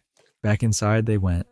I kept that up all day, and at night I piled on grass clippings to make it smolder into the morning. The smell was awful, and it lingered. I even made a post on our HOA Facebook page saying that I'd be using my fire pit a lot more often, and if anyone had lawn clippings or scrap wood, I'd be happy to take it. Within hours, 20 people offered to drop stuff off. Pretty soon, I had more fuel than I could use. Every time Pete's friends showed up, my dogs would bark, and I'd head outside to throw more clippings onto the fire. This went on for weeks. Finally, Pete and his wife came over to talk to me. She was polite, telling me her hair smelled like a campfire if she stepped outside, and the smoke was even getting into their house through the vents. Pete complained that it was ruining their time in the backyard. They asked if I could ease up. I looked at them calmly and said sometimes people don't realize just how much of an effect their choices have on their neighbors, until someone points it out. Then I added that I live by the same rule Pete himself said, I'll do what I want in my yard. And since he believed in that, I figured he'd understand. Pete's face said it all. His wife turned to him, and it just clicked. She sighed and admitted they got the point. She promised we wouldn't hear the Mustang revving anymore. I thanked her, and right after that, I put the fire out. Since then, haven't heard that car once. That story wraps up here. What gets me about this story is how fast things changed once Pete actually felt the same annoyance he was causing. He went from I'll do what I want to backing down almost overnight. It's kind of funny how people sometimes need to be on the receiving end before it clicks. And honestly, the fire pit was such a clever way to make the point. This next story is about a pet store employee who uncovered his manager's shady side hustle after being singled out and mistreated on the job. Back when I first graduated high school, I picked up a job at a local pet store to help cover my expenses during college. I was assigned to the department that handled the fish, reptiles, birds, and aquariums. Basically, the section with all the more specialized animals and setups. The store manager, Kurt, was great. He was one of those straightforward old school types. His philosophy was simple. Come in, do your work, and then go home. He didn't play games, and he didn't expect any from us. Unfortunately, my direct supervisor in that department, Stephanie, was the total opposite. She was a large, snaggle-toothed woman who quickly made it clear she didn't like me. The tension started almost right away when she realized I knew more about reptiles than she did. She was more of a fish person, while I had spent the last 4 or 5 years keeping and learning about snakes. Her ego just couldn't handle the idea of a new hire not needing her guidance. So from then on, she made me her target. She constantly stuck me with the worst jobs, like cleaning the grimy goldfish tanks, while the others got to handle sales. She'd make comments like, "You're the weak link in my team," or "You're the reason this department is struggling." It wore me down, but I kept showing up and doing my work. Fast forward a year and suddenly our hours were cut back, mine by about 25%. Kurt told me it was because our department was losing money from low sales and too much broken merchandise. That explanation confused me, but since everyone's hours had been cut, I didn't push too hard. Around the same time though, I started noticing something strange. Stephanie suddenly became very interested in certain customers. Whenever one of her people came in, she would wave us away to busy work and spend all her time helping them. One evening, a customer mentioned how nice Stephanie was for selling them mice for their snake. That raised a red flag immediately, since our store had a strict no live feeding policy and didn't sell mice for that purpose at all. It turned out Stephanie was running her own little side business, breeding and selling animals, mice, turtles, even dogs, and using our store to meet buyers. Not only was she undercutting the company, but it also went completely against corporate's policies, since we supported shelters and discouraged breeding for profit. I started paying closer attention. One night, I saw her helping a customer fill up a cart with expensive aquarium decorations and reptile supplies. I wrote down every item she picked out and noted the time. Later, I talked with a cashier, who confirmed that Stephanie only ever rang up certain customers herself, and that she always acted sketchy when she did it. The cashier suspected she was giving out huge discounts or messing with coupons. At that point, I felt like I had enough to go on. So I put everything together, the notes, the stories from coworkers, and the suspicions about the side sales, and I went to Kurt. I handed him the list and explained what I had seen. He told me he'd look into it. A couple of weeks later, I was at work when I noticed Kurt standing near the door with a regional manager. They were clearly waiting for someone, and sure enough, Stephanie walked in for her shift. Kurt immediately called her to his office. That was the moment it all came together. He had checked the transaction from the night I'd written down, and while only half the items I listed showed up on the receipt, every single one matched what I had noted. That led him to watch her more closely, and over a few weeks, they caught her red-handed. She had been walking customers through the store, ringing them up herself, and scanning only half their items while letting the rest go straight into their cart unpaid. On top of that, she had written off an insane amount of merchandise as broken. When corporate checked, it turned out her department had logged over 10 times the amount of damaged goods compared to the previous quarter. In total, they estimated she had stolen or given away more than $3,500 in merchandise. Kurt set up a meeting with the police, and when she was officially fired, they were waiting to escort her out. I don't know if she went to jail, but I'll never forget watching her get walked out in front of about 20 employees. She looked at me as she passed, and I just gave her a quick wink. After all the grief she gave me, it felt like the perfect final word. That story wraps up here. The detail that really sticks with me is how she thought she was untouchable, just because she'd been running her little side hustle for so long. It's wild that it all unraveled from one night of careful observation and a notepad. And the fact that she locked eyes and saw the wink at the end feels like something out of a movie. This next story is about a foreign-trained doctor who endured years of mistreatment at a clinic, only to turn the tables in the most satisfying way once he struck out on his own. Back in the 90s, my uncle, who had been practicing medicine in India, moved to Australia during a time when the country was facing a serious doctor shortage. The government even gave him citizenship because they needed doctors so badly. But there was still a catch. Before being allowed to practice, foreign-trained doctors had to sit through 3 separate exams. These exams weren't just tough. They were expensive, costing thousands of dollars each, and only happened twice a year. To make matters worse, the pass or fail grades felt arbitrary, and there were limited spots.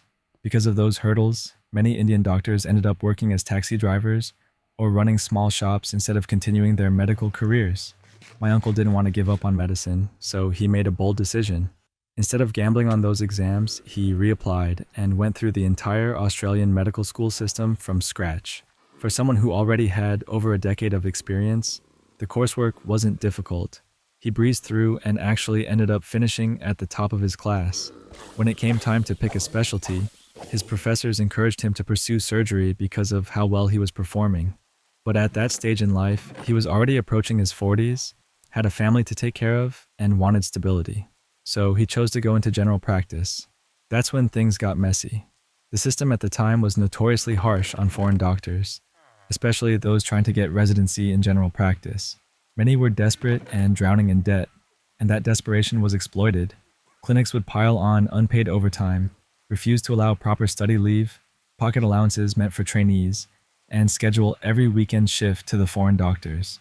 If you push back, your training reviews could be tanked, which would put your entire career in jeopardy. When my uncle graduated, he applied to a GP training position at a clinic located in an area with a large Indian community. He figured it would be good for his family to have familiar food, schools, and a cultural support system nearby. But the clinic he joined turned out to be one of the worst offenders. He was forced to work every single Saturday. His designated study time was stolen from him. He had to show up and work anyway. When my aunt got seriously ill and had to be hospitalized, they wouldn't even give him time off to care for her or the kids. To top it off, the clinic's owner, a white GP, was openly racist, not only toward Indian and Asian staff, but also toward the Aboriginal patients who made up a significant portion of their clientele. My uncle kept his head down and endured it all for 3 years, just long enough to get the documentation he needed to officially be recognized as a GP in Australia. The very moment he got that paperwork, he quit. He went straight to the bank, secured a loan, and opened his own practice. At first it was rough. Money was tight, and running a clinic wasn't easy. But word spread quickly. Patients who knew him followed him to the new practice. They trusted him because he actually cared for them. Unlike the way he'd been forced to operate at the old clinic, his practice grew, and before long, other doctors wanted to work with him too. Within 2 years, he had expanded his single clinic into a proper practice with 4 doctors, 2 nurses, 2 trainees, and a manager. Business was good. So good, in fact, that he was soon able to open 2 more practices. And by chance, those 3 practices ended up forming a triangle around his old boss's clinic. It didn't take long for that old place to crumble. Within 5 years, the once thriving clinic that had 6 doctors, 4 nurses, and half a dozen trainees was reduced to just 1 doctor, the owner himself. He tried to sell his clinic, but nobody wanted it because my uncle's practices had completely taken over the area. Desperate, he even tried to sell it to my uncle at a bargain price. My uncle refused. Instead, he waited. Eventually, the bank repossessed the old clinic. When it went up for sale, my uncle bought it directly from the bank for a fair price. He turned it into the headquarters for all his other practices. And just to cap things off, he took his old boss's office, the very space where he'd been belittled and mistreated, and remodeled it into a staff restroom, his quiet way of leaving a permanent reminder of what his old boss had really been. That's where this story ends. What gets me is how patient he was through all of it. He didn't lash out, didn't make a scene. He just waited until he had the power to walk away, and then built something better. And the fact that his success ended up swallowing his old boss's practice without him even having to buy it directly is almost poetic. Turning that office into a bathroom, that's the kind of petty detail that makes the whole thing unforgettable. This next story is about a jealous neighbor who crossed the line by cutting down a rare 200-year-old tree, only to find out just how expensive that mistake would be. I grew up in an old manor house that had been divided into 3 attached homes. The place was over a century and a half old, and built around these massive Sequoia trees that had been planted even earlier. If you know anything about the UK, you know how rare sequoias are here. Just having them in your garden adds serious value to the property. We had 2 of them in our backyard, and between them, they bumped our house price up by around £60,000. Our neighbors used to be great. On one side was a young couple, and on the other was an older couple we got along with really well. We even shared chickens with the older couple, taking turns to put them away at night. But after they passed away, their daughter, who I'll call Jo, moved in with her family. From the start, things went downhill. Jo agreed to keep up the chicken routine, but she never followed through. Night after night, we'd end up checking on them ourselves because she forgot. Then her kids decided it would be funny to open up our duck pen in the middle of the night. What followed was awful. Most of them were slaughtered, and not long after, the same thing happened to the chickens. A couple of years ago, a storm came through, and one of Jo's own sequoias toppled. It was sad, sure, but instead of just accepting it, Jo started fixating on the fact that we still had 2. She'd make little comments about how unfair it was, how much shade they cast, and even tossed out thinly veiled threats like, maybe the next storm will take yours too, or we might just chop it down. We brushed it off as her being bitter. Then one summer, we went on holiday to France. When we came back, we walked into the backyard and froze. One of our sequoias, gone. All that was left was a massive 6-meter stump. 2 of our oak trees had been crushed in the process, and Jo had the nerve to hand us an 8,000-pound bill for the damage to her property and the removal costs. She claimed there had been another storm while we were away, and she had no choice but to cut it down. We were gutted. My mom and sisters were in tears. My dad was furious. But we had no solid proof. The only camera we had was at the front of the house, and the back was accessible through some fields. For a while, it seemed hopeless. Then, about 2 weeks later, my dad came running in from the garden shouting.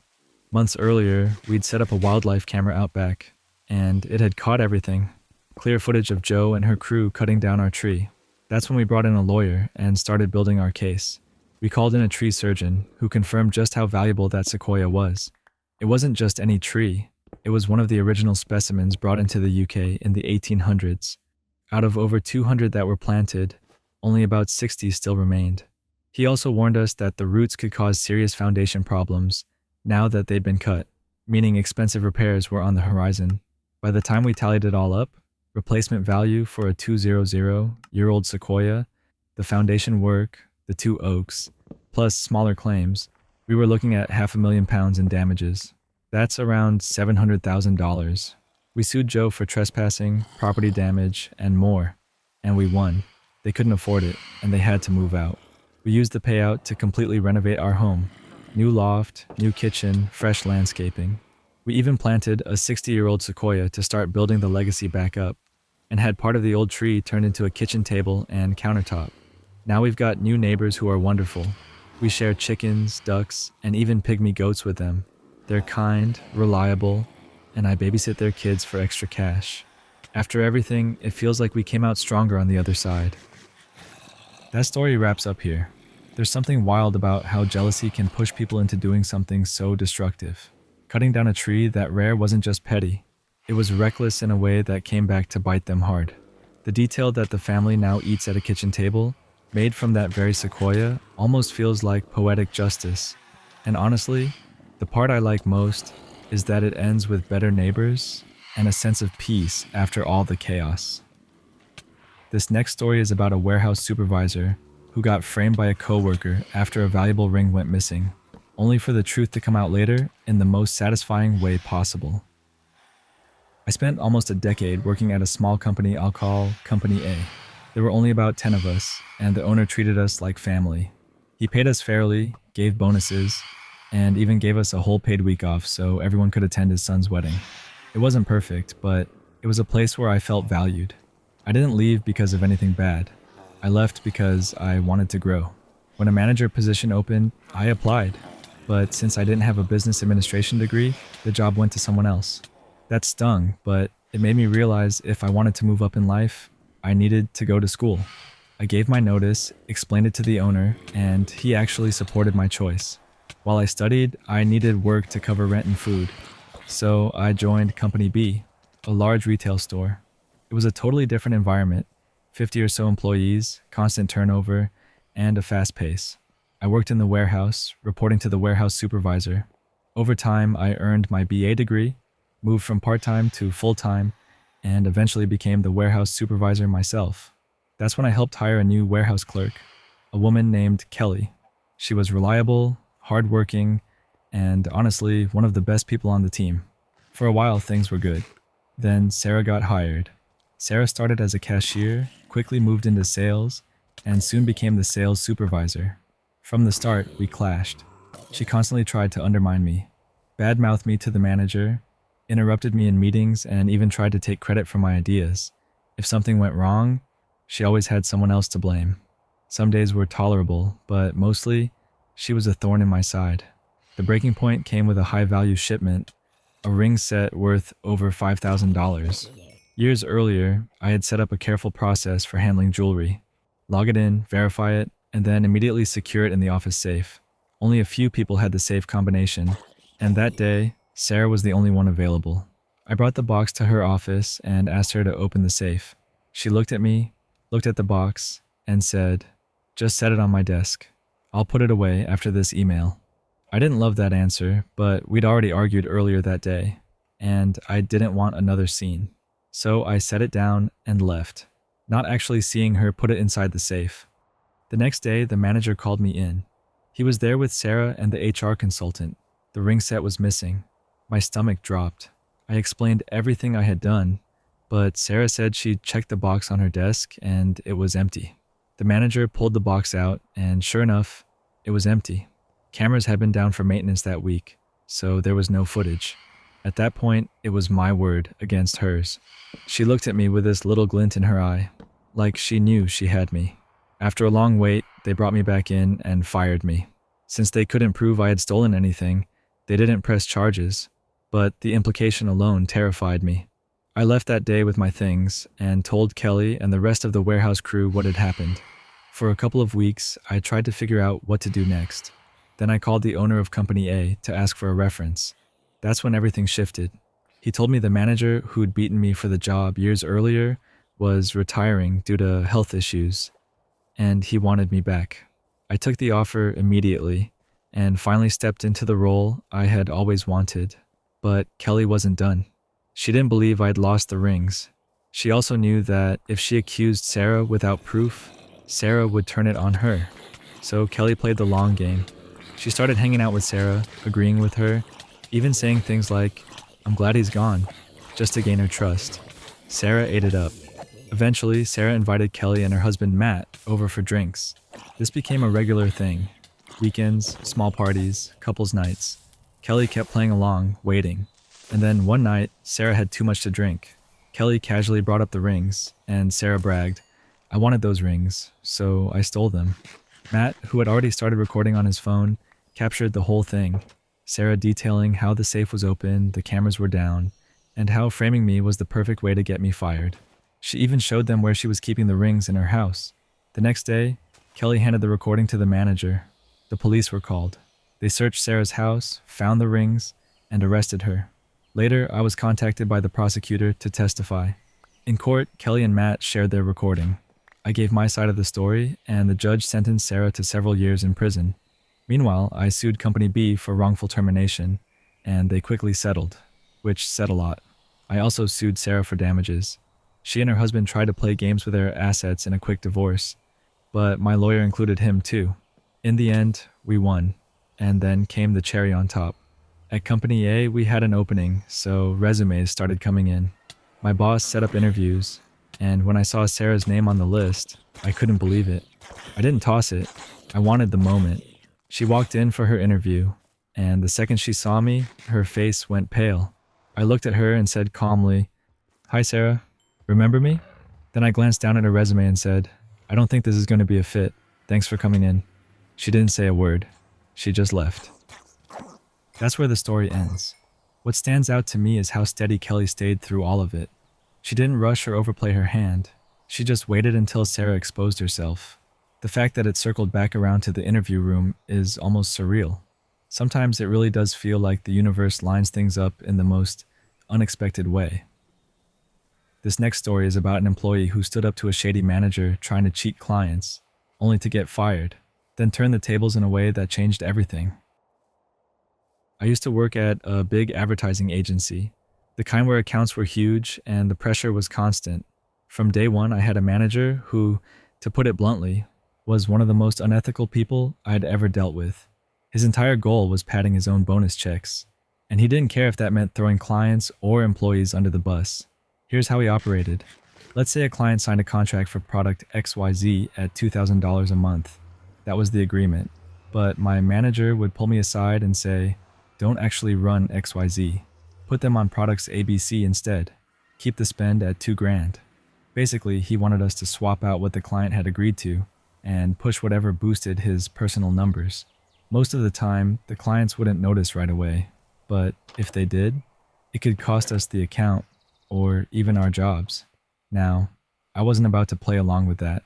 Every time he told me to make one of those switches, I refused. He'd get red in the face, chewing me out for not following orders, and I'd just stay calm and stand my ground. This back and forth went on for months. What he didn't know, though, was that I live in a one-party consent state.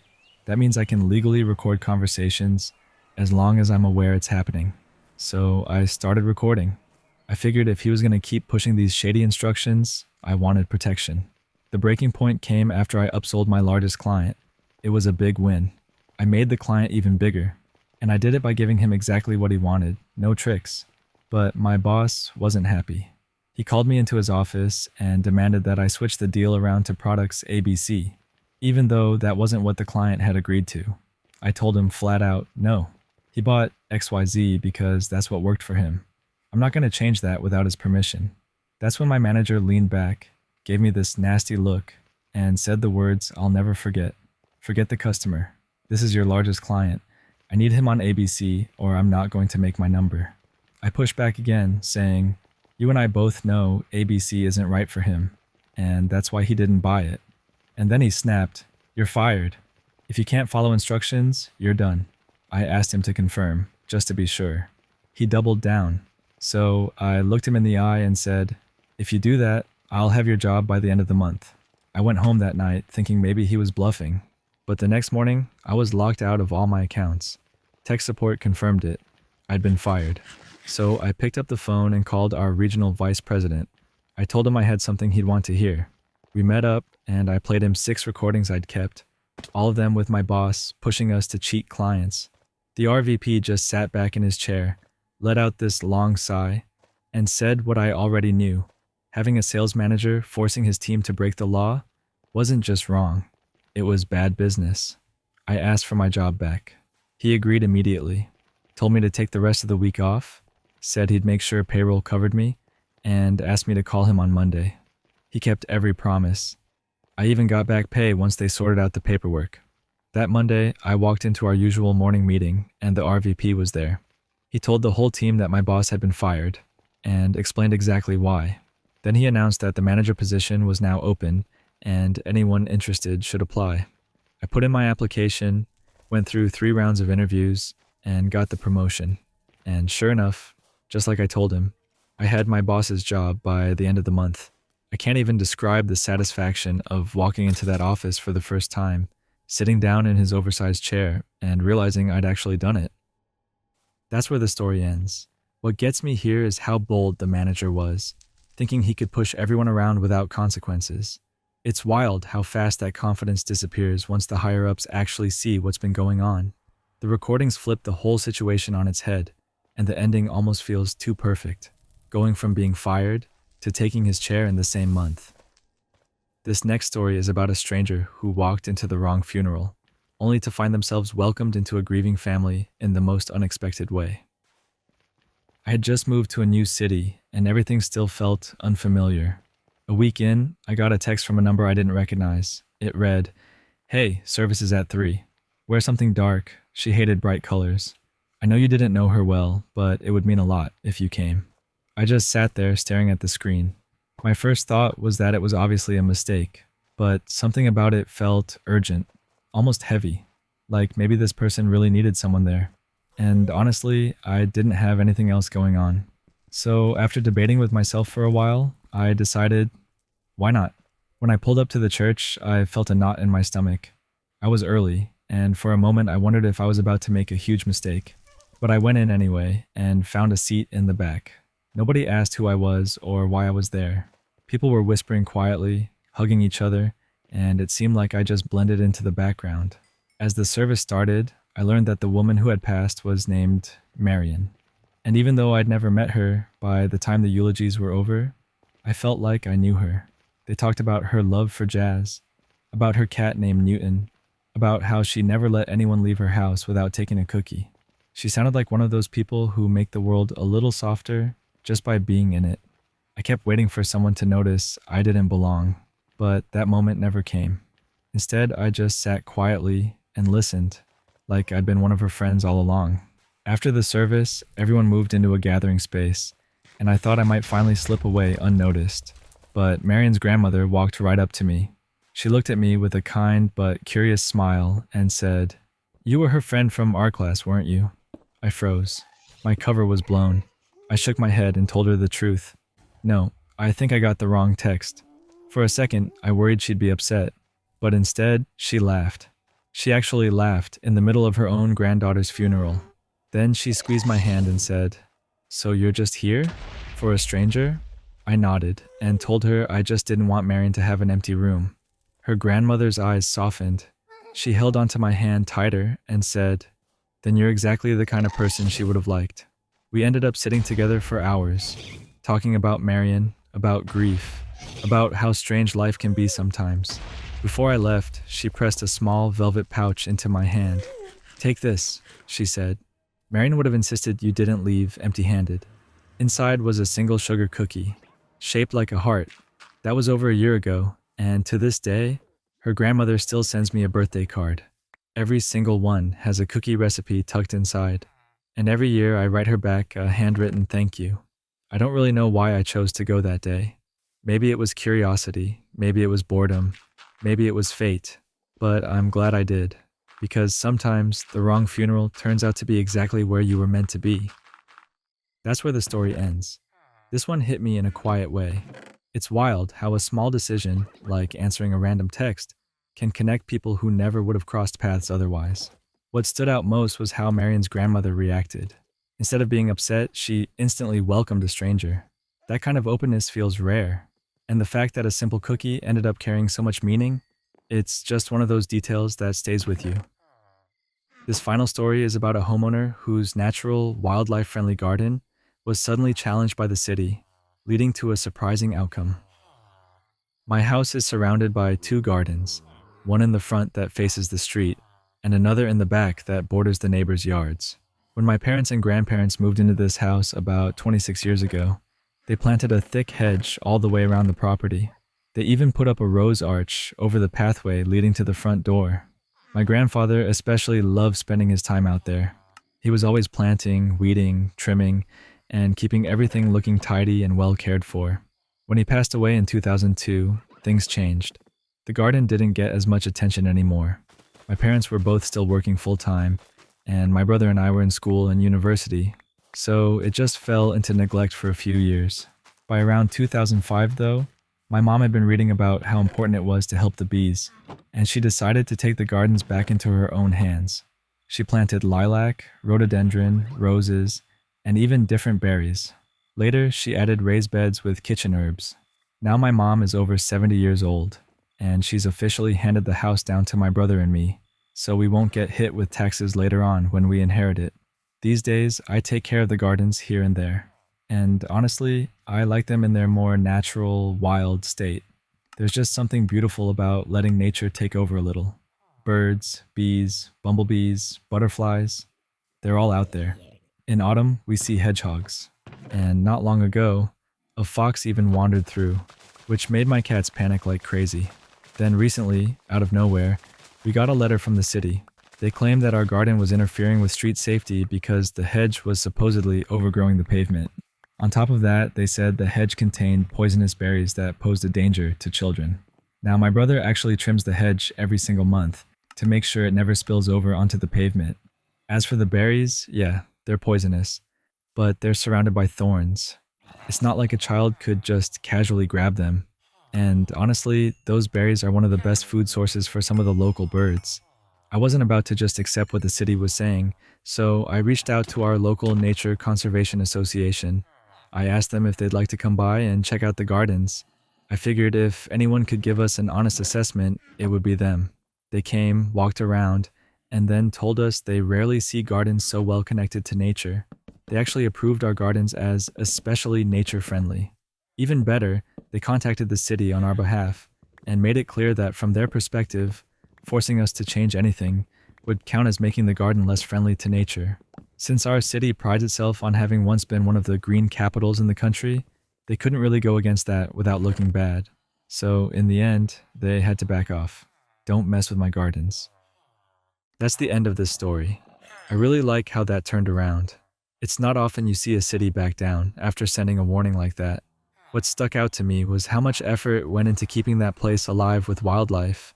It clearly wasn't just a messy yard. It had real care behind it. And I like how the Nature Association stepped in with some backup, because sometimes you just need someone with authority to say what you already know is true. Anyways, that wraps up today's lineup of stories, and I hope it was a chill listen. If there are subreddits you'd like me to pull stories from, or if you have any video ideas in general, drop them down in the comments. And if you had a good time, hitting like and subscribe goes a long way. Thanks again for hanging out, and I'll see you in the next one.